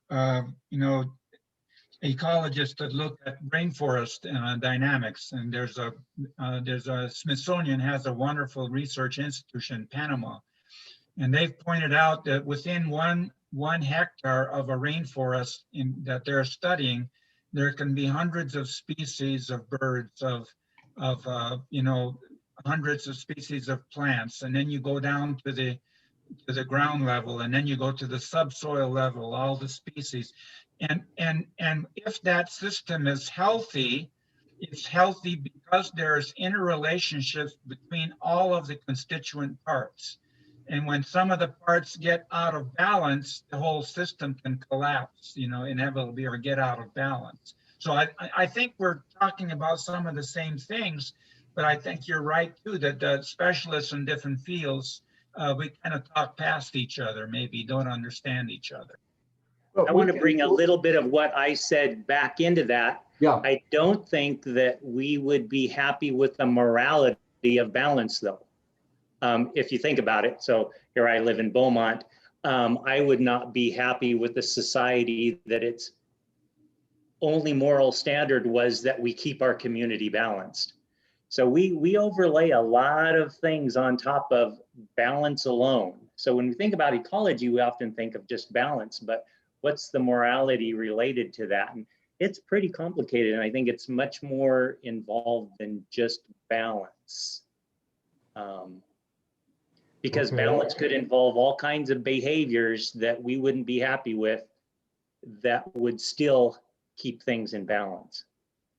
So there are different configurations of balance, which would be more or less preferable. Well, we have overpopulation, so let's glean some of the residents of Beaumont, and so we have a more sustainable population. Just there's an extreme example. Right, but it's not extreme, because that's precisely where the ecological ethicists are sometimes challenged by other ethicists.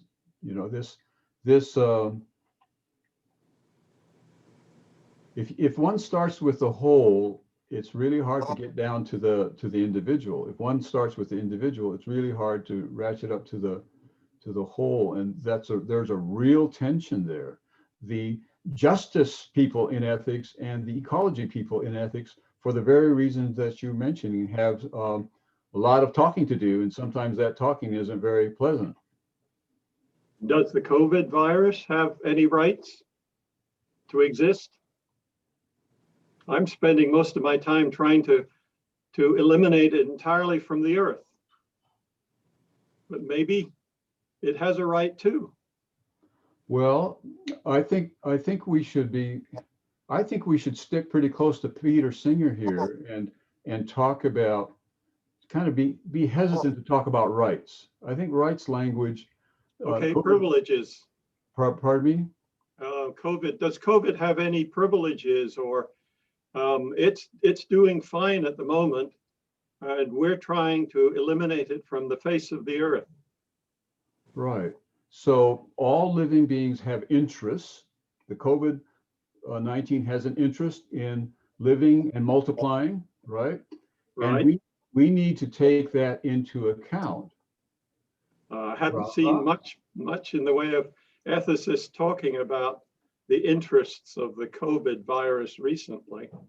Right, and for good reasons. But I would go back to the first story in Genesis, where the text says that we are to subdue the earth and have dominion over it. So taking into account the interests of living beings other than ourselves doesn't mean that those interests have veto power over everything else. The point is that we should not wholly ignore the interest. Now, I think that when it comes to COVID-19, we don't have to reflect a long time as to whether we should subdue this and have dominion over it. But we should take into account the interests of the mountain lions here in the hills around us before we keep moving into their territory. And that doesn't mean we should, taking account of an individual's interest doesn't mean that those interests always have the last word. But Dave, what if there are those that suggest that the COVID resulted because of humans misusing the environment and getting too close, into that animal market, and then there was a transfer of this virus that normally would have been in animal species only, and it transferred into the human system because we were abusing the natural system, and then we're becoming exposed to it. This is the same happens with Ebola. This is the same thing that happens with many other diseases that go from animal populations to the human population. Now is that those species reacting against of our abuse of nature, or are we abusing nature and then we're suffering the consequences of our abuse of nature? Well, I take it that your history of what actually happened in this case is accurate. What Dr. Bull is pressing me on is this, I think. However, COVID-19 came into existence, however, by the history that you've accounted for, which I think is right, or maybe some other history, once we have COVID-19 on hand, does it have rights? And the answer is no. But it does have interests. It clearly has an interest in multiplying. And we ought to take into account that interest.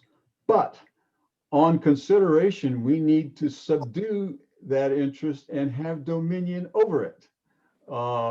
So, in a split second, one can make this calculation when it comes to COVID-19, but one cannot make this calculation quite so swiftly when we're asking whether we should build another subdivision up here in the hills and take away the lions' interest in having some territory of their own. Maybe the lions should always lose, but maybe not. Peter Singer's point is that we should at least take the issue into account. Well, what I was pressing you on was, is there some straightforward way in which those interests can be weighed? You clearly don't have any problem with COVID. You do think that mountain lions require further consideration. I'm curious as to what your rule of thumb is, or your carefully thought out philosophic underpinning is. How do you make this decision? Because in this case, I think the answer is clear, but it isn't always nearly so clear, particularly if we're dealing with very, very primitive or simple or lower life forms that play a major role in our ecology. May I ask a question? Does the virus have any value at all? Does COVID virus in its environment make any contribution to the good of something? Okay, can I answer a question on that?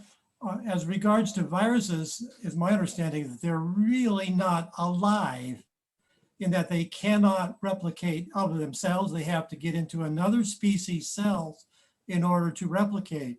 So there's been discussions that viruses really are not a life form. That I think is true.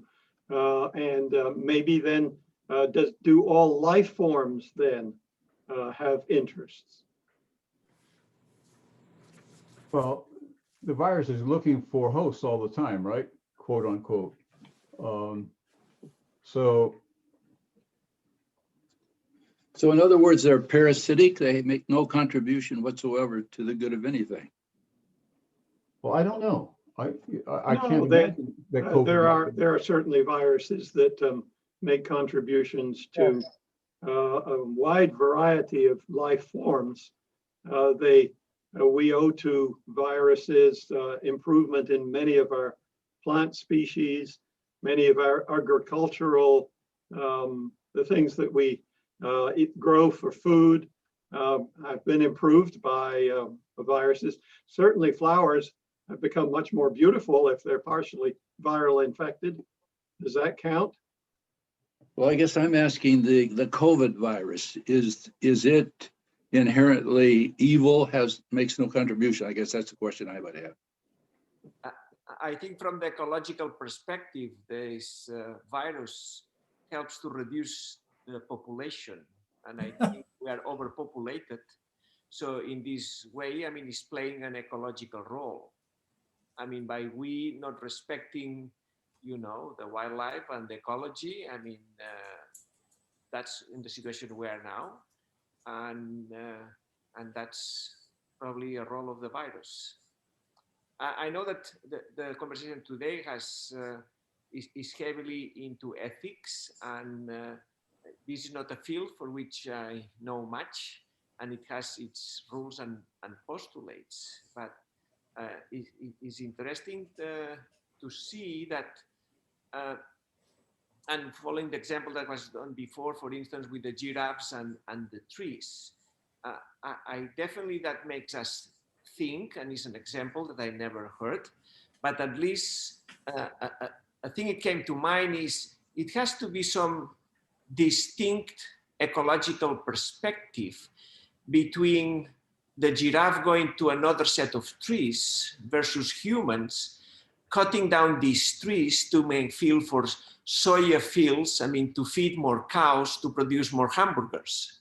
So I'm saying between, you know, defending the trees itself and what is the right or the obligations versus cutting completely, I mean, and really deforestation an area, I mean, to really, with the only end by the human beings or the human race to produce more burgers. I think there is a quite difference in the ethical scale that we have to put into consideration. Yes, yes. Thank you. Okay, David, Now, I've got several hands up here. Okay, just really quickly back to Brian's comment. Brian wants a standard or criterion by which we can make these judgments. Now, one response to that is to say, well, it's intuitive and collaborative. So we need to talk to each other and see what our different responses are. A more technical one would be to go to Jeremy Bentham, and he has a list of things. How intense is the interest?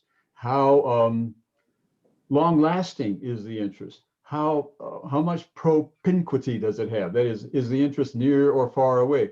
How much fecundity does it have? And so he comes up with maybe half a dozen things like that that we can take into account. And I think we all do this most of the time. That is, we think a rabbit has more than that than, let's say, a centipede in all of those regards. But it is possible to draw up a list of considerations that could function as a criterion, and Jeremy Bentham has done that.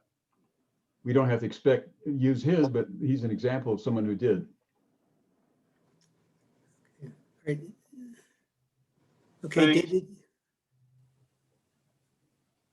I've got, you want me to go to the next one now, David? Sure. Eduardo.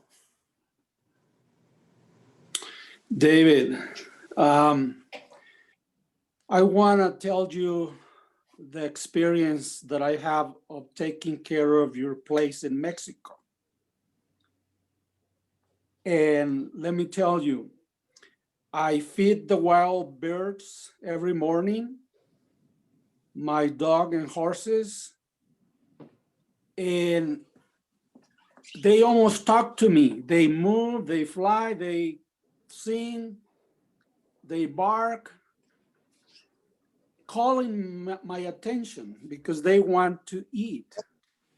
And when I leave the place, I feel that they are looking at me when I leave. They are looking at me when I come back, or when I come out of my room. They are looking at me. And sometimes when I visit the families close by, their pets almost comes and say welcome and give me a hug. It's my experience with the animals. And I noticed that they suffer. If I have to take care of my relatives and I don't have time to feed them, they suffer. They require from me a kind of sacrifice, kind of effort to make them happy. Even though I don't want to make them suffer, my behavior make them suffer if I don't have the time to feed them. And David, I have a question. Could I interrupt just to hold on to your question, okay? But I just want to say that what you've described, Eduardo, is beautiful. It's just beautiful. And I want to commend you for that. And I'm glad you're keeping that property for me for the time of trouble. I'm really glad for that. Yes. Okay, David. When I read I think is the official magazine from the Vatican, they are making the issue of saving the planet a religious issue. And when I talk to the, what is the name of the chaplain of the House of Senators, our brother? Harry Black. Okay. I mentioned to him that the 10 Commandments have church and state, because when somebody killed, the state comes and punishes them. But when somebody worship idols, the state doesn't come and punish them. So I know that the 10 Commandments contain church and state issues, but my concern is when they don't know the limits of their authority. What if the Sunday become an issue of saving the planet? Are we going to let it go, and for the sake of saving the planet, we are going to respect Sunday? I think that we should consider that religion has a limit. I wondered if you can comment on the issue of religious. Well, if I understand you correctly, you're highlighting the possibility that our ecological duty might conflict with our religious duty. And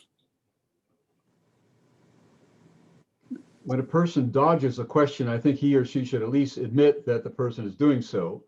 And I want to dodge that and say, I can't imagine such a circumstance in which my true ecological duty conflicts with my true religious duty. Now, you know, it may happen, but it's very, very hard for me to imagine that.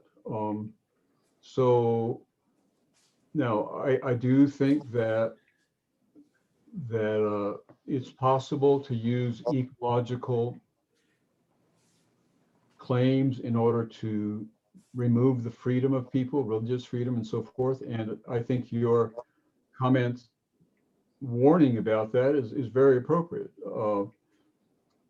Ecological, this is one of the words, ecological discourse, let's talk it that way, can hurt people. And that's why it's just, and this goes back to Monty's point, it's just not all that easy. That's why I want to say, we've got these two creation stories. One is very conflictual, the other is not.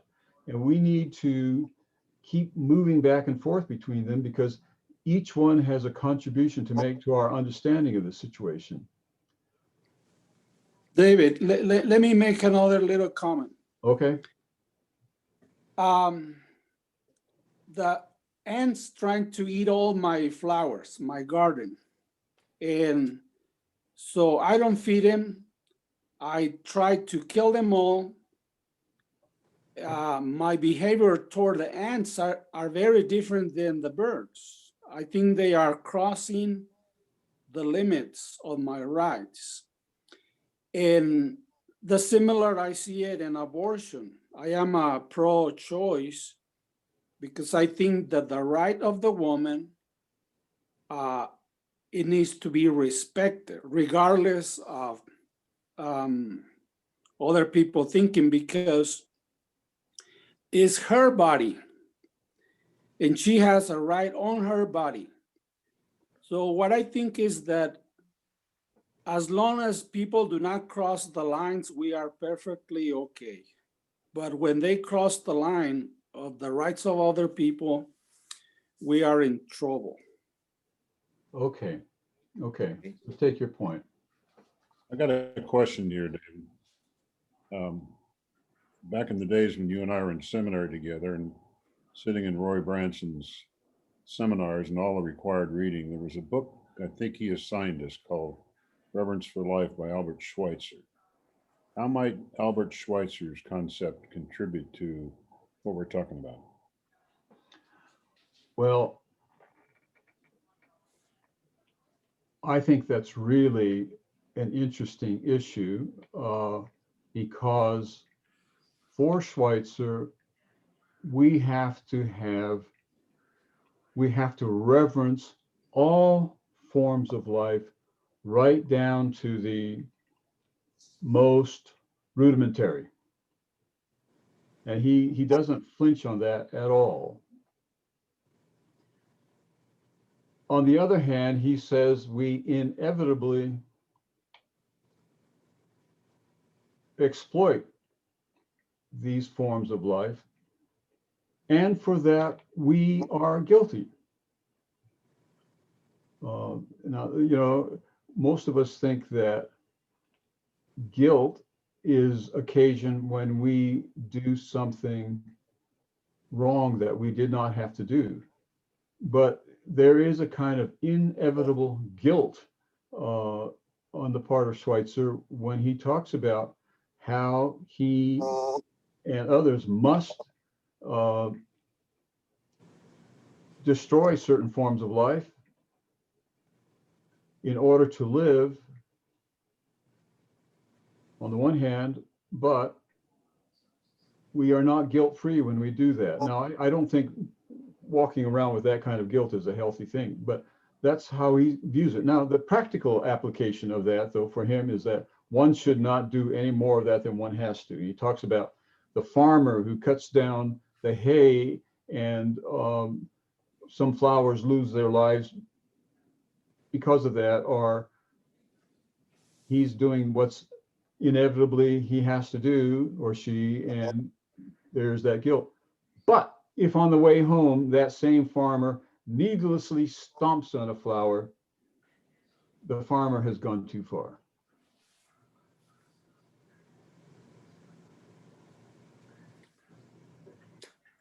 Okay.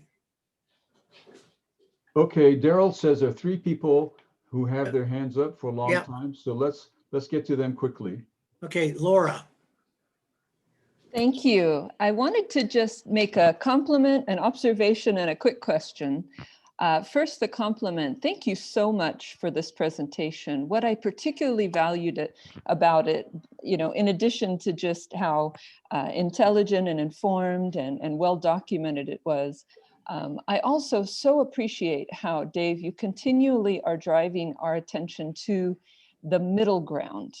Like, I feel like you were taking terms that are often used as binaries, like dominion and stewardship, and really showing where we have to be able to think on multiple levels and draw together from the difference. And that's so important today in our political world, right? I wish we were doing more of this understanding of the middle ground and you know, your idea of graduation of species on the chain of being and thinking about those things. I think not only in your presentation, but in your response to questions, you've just continually drawn us back to thinking about the complexity of the gray area. What can we draw from what are traditionally thought of as binary? So thank you so much for that. We need more of that in this world. Observation. when you were talking about being interested in how the word steward and stewardship was used historically, you reminded me, I love that, of the benefit of the Oxford English Dictionary. And so while you were talking, I was looking up on the Oxford English Dictionary, which will tell you when a term was used at what year and in what context and in what meaning. Okay. And so I was fascinated to find one of the authors that I study, Daniel Defoe, 18th century Robinson Crusoe author. He used the term stewardship in a way that was actually related to gender relations. He talked about, in the essay on projects, he says, I cannot think that God made women to be so delicate and so glorious, I'm paraphrasing a little bit, and furnished them with such charms that are so agreeable and with souls capable of the same accomplishments with men, only to have them be stewards of our houses, cooks, and slaves. Okay. So I thought that was a fascinating metaphorical and sort of material use of the term. Final question. In Lynn, I really appreciated how you used Lynn. In my teaching and reading of him, particularly as he talks about pantheism and so forth, the final quote that you discuss about the only answer can be a religious one, I have tended to think that what he was hinting at was that we need to actually, the religious solution would be to get rid of religion, that he was sort of suggesting a move towards a more atheistic, maybe evolutionary model. But you've really made me rethink that. So I just wanted to ask you, were you using Lynn very cleverly for your own sort of middle ground approach to say, we can rethink this revision of stewardship rather than either the rejection or so forth? Or is it your reading that Lynn really did think religion could help us with this?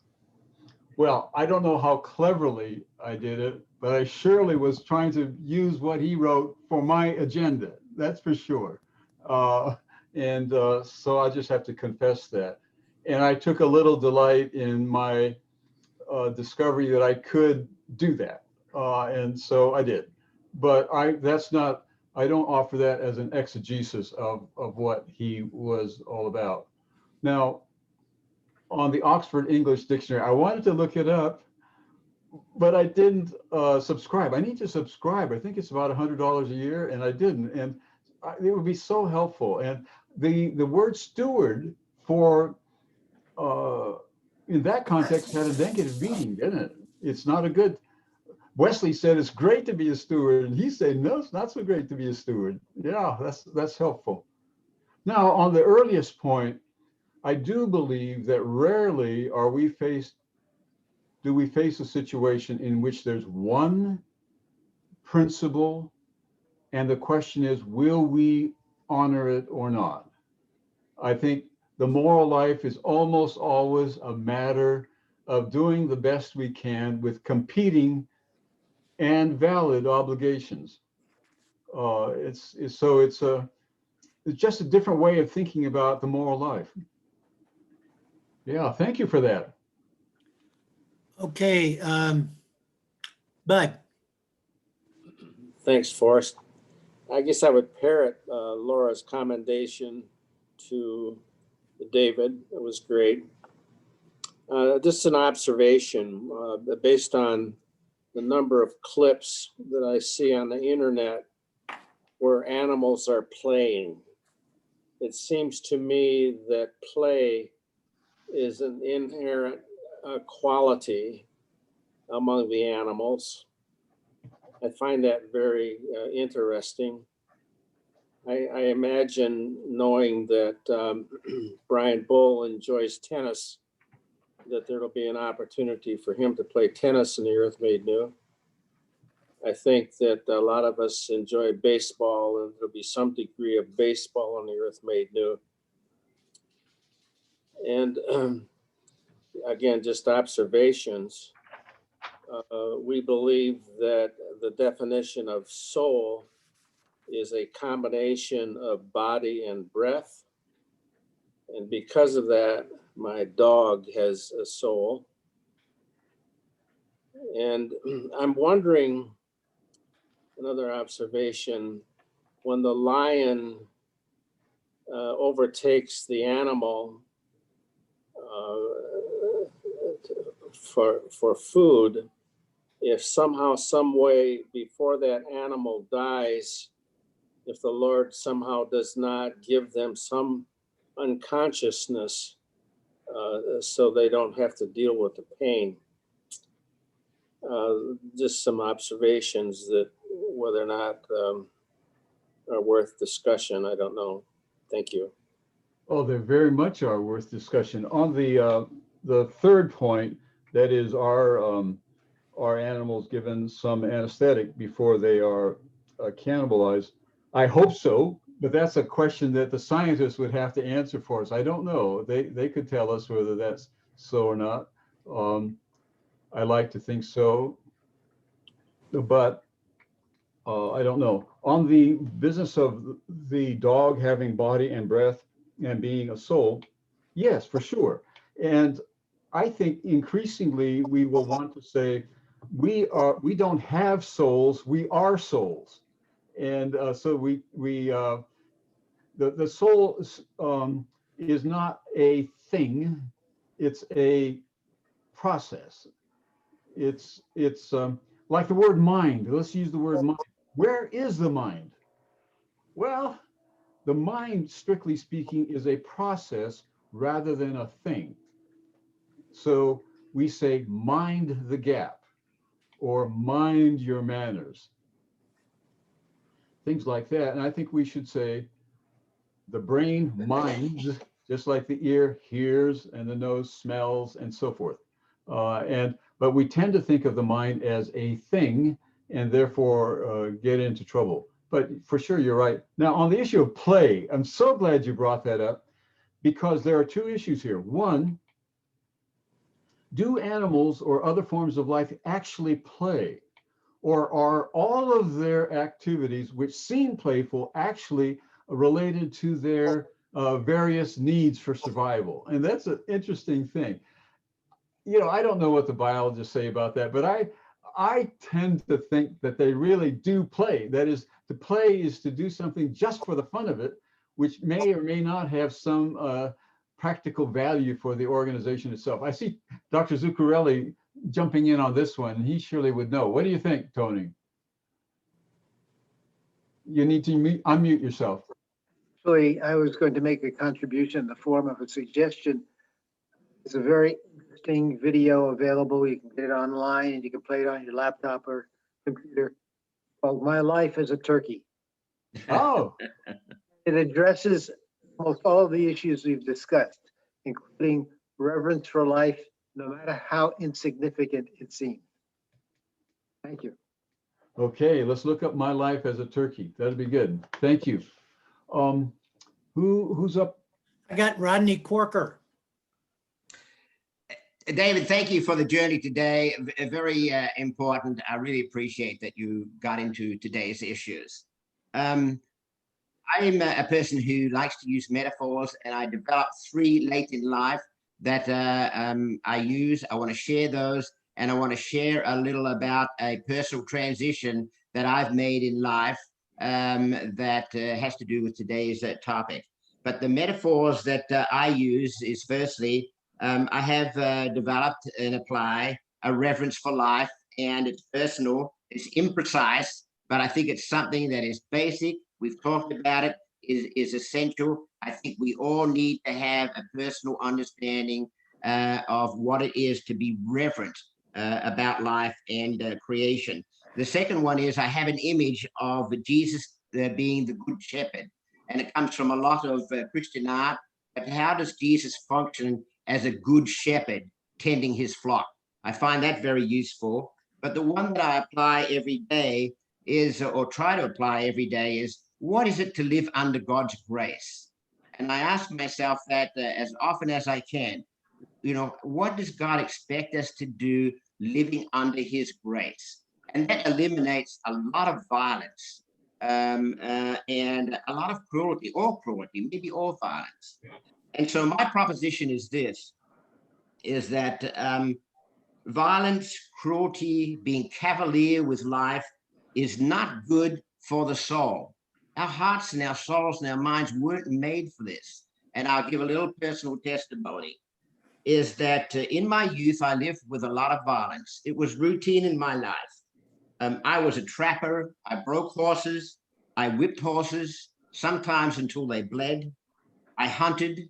I shot for sport, for money. I butchered. I was a butcher. At 11 years old, I was a sheep shearer. I cut sheep. I made them bled. I patched them up with tar. I stitched them up without a thought, as best I could. I branded cattle with a red hot branding iron. I castrated animals in some of the cruelest and most crudest ways. I crushed animals into pens, sometimes until they died, suffocated. That was my youth. That was my rite of passage. I did it as a cattle owner, a cattle rancher. It was part of our rural culture. And most of us, many of us did it as Seventh-day Adventists with a very, very little thought to what we're doing. It was just part of the way that I grew up. However, I went back to school and became more educated, became more enlightened, and became a different person. What I didn't see coming and what hit me once I got retired and became more reflective, I began to have nightmares.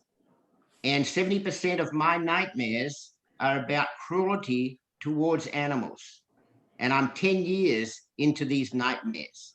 And I wake up at night and my wife will say, "What's the matter?" And I say, "Oh, nothing, just go back to sleep." I'll be walking with her and I'll stop. And she say, "What's the matter?" "Oh, just a thought."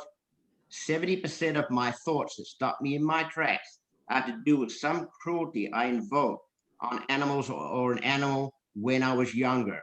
My mind, my heart, and my soul was not designed and built for what I put it through and my family put it through when I was younger.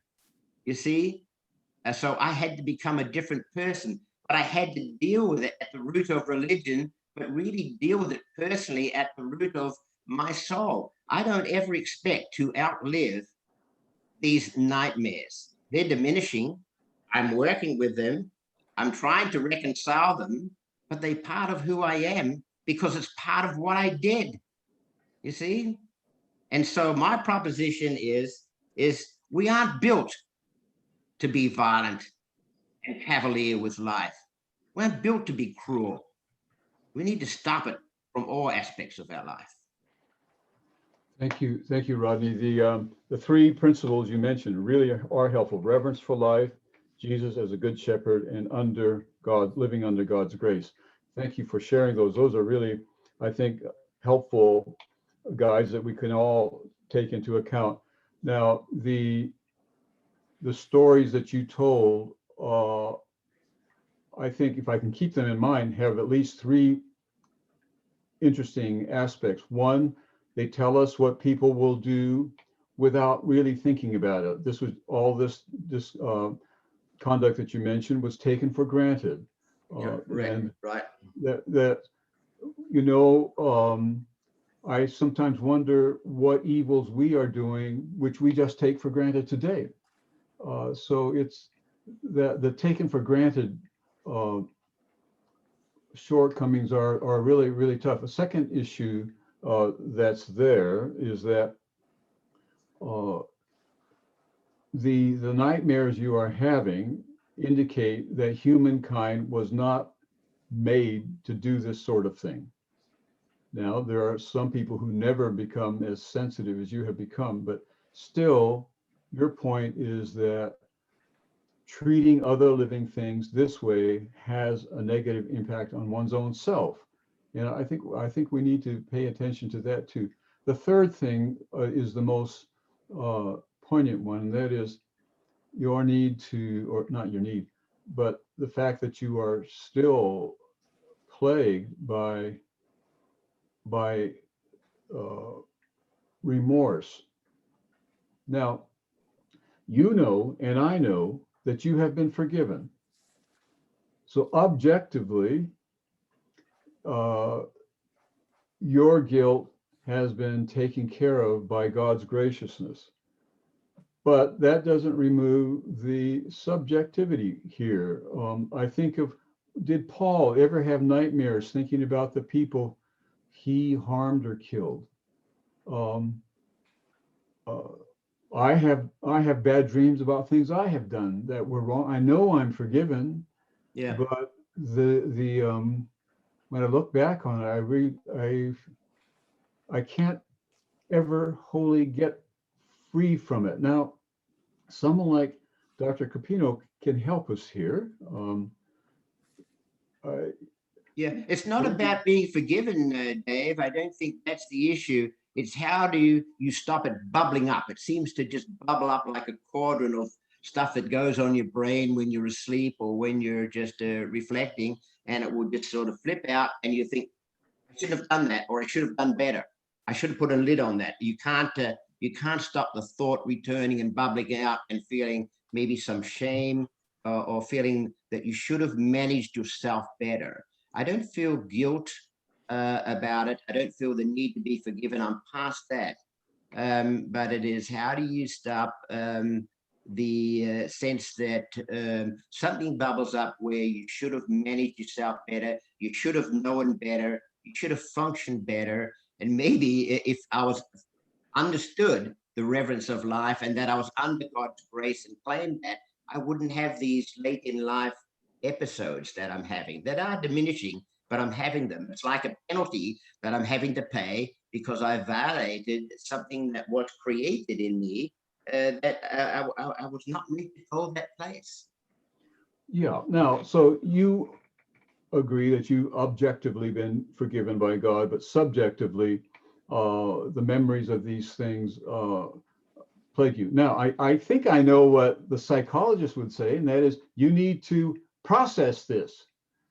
And perhaps I'm going to get Dr. Capino, we're really short on time, but Dr. Capino and Dr. Taichi, I think one way one deals with this is to talk about it. May I give my 2 cents? No, give your $5. I tell my patients, you cannot change past experiences. You can only change how you see it. Mm-hmm. So if you change your perspective, it's easier to solve your experience. For instance, nowadays you have the cancel generation, you take it out. Well, you cannot take it out. It's part of our psyche, just like Mr. Cork said, it's part of me.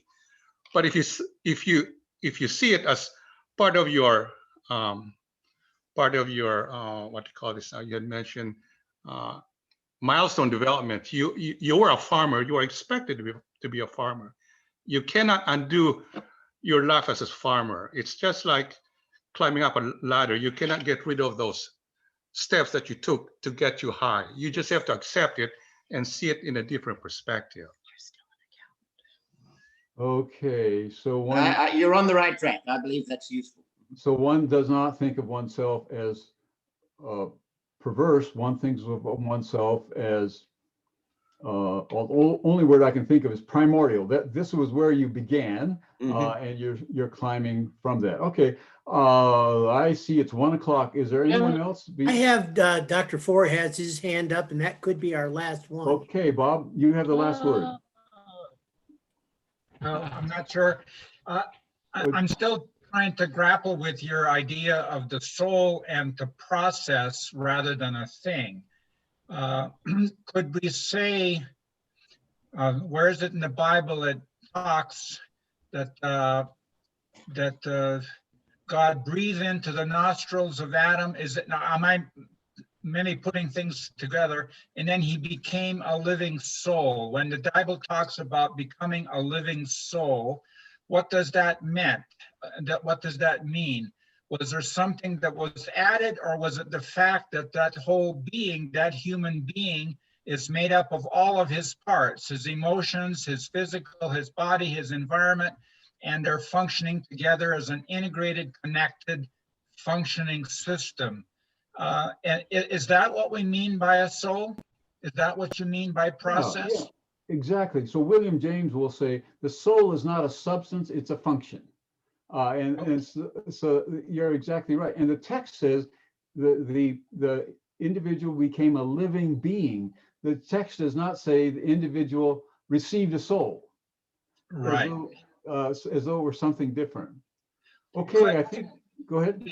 can the soul, maybe we all have souls, but can have some of us have less functioning souls than others? Sure. And maybe the problem is, how do we create or grow so that we become a better soul than what we were maybe earlier? Maybe that's what Robert Cork was talking about. We're still souls, but sometimes we're functioning in inadequate ways, and we need to grow to become a better soul. Is that possible? Sure. Yeah. Okay, thank you. Sorry. Yeah. George, do you want to say something real quickly?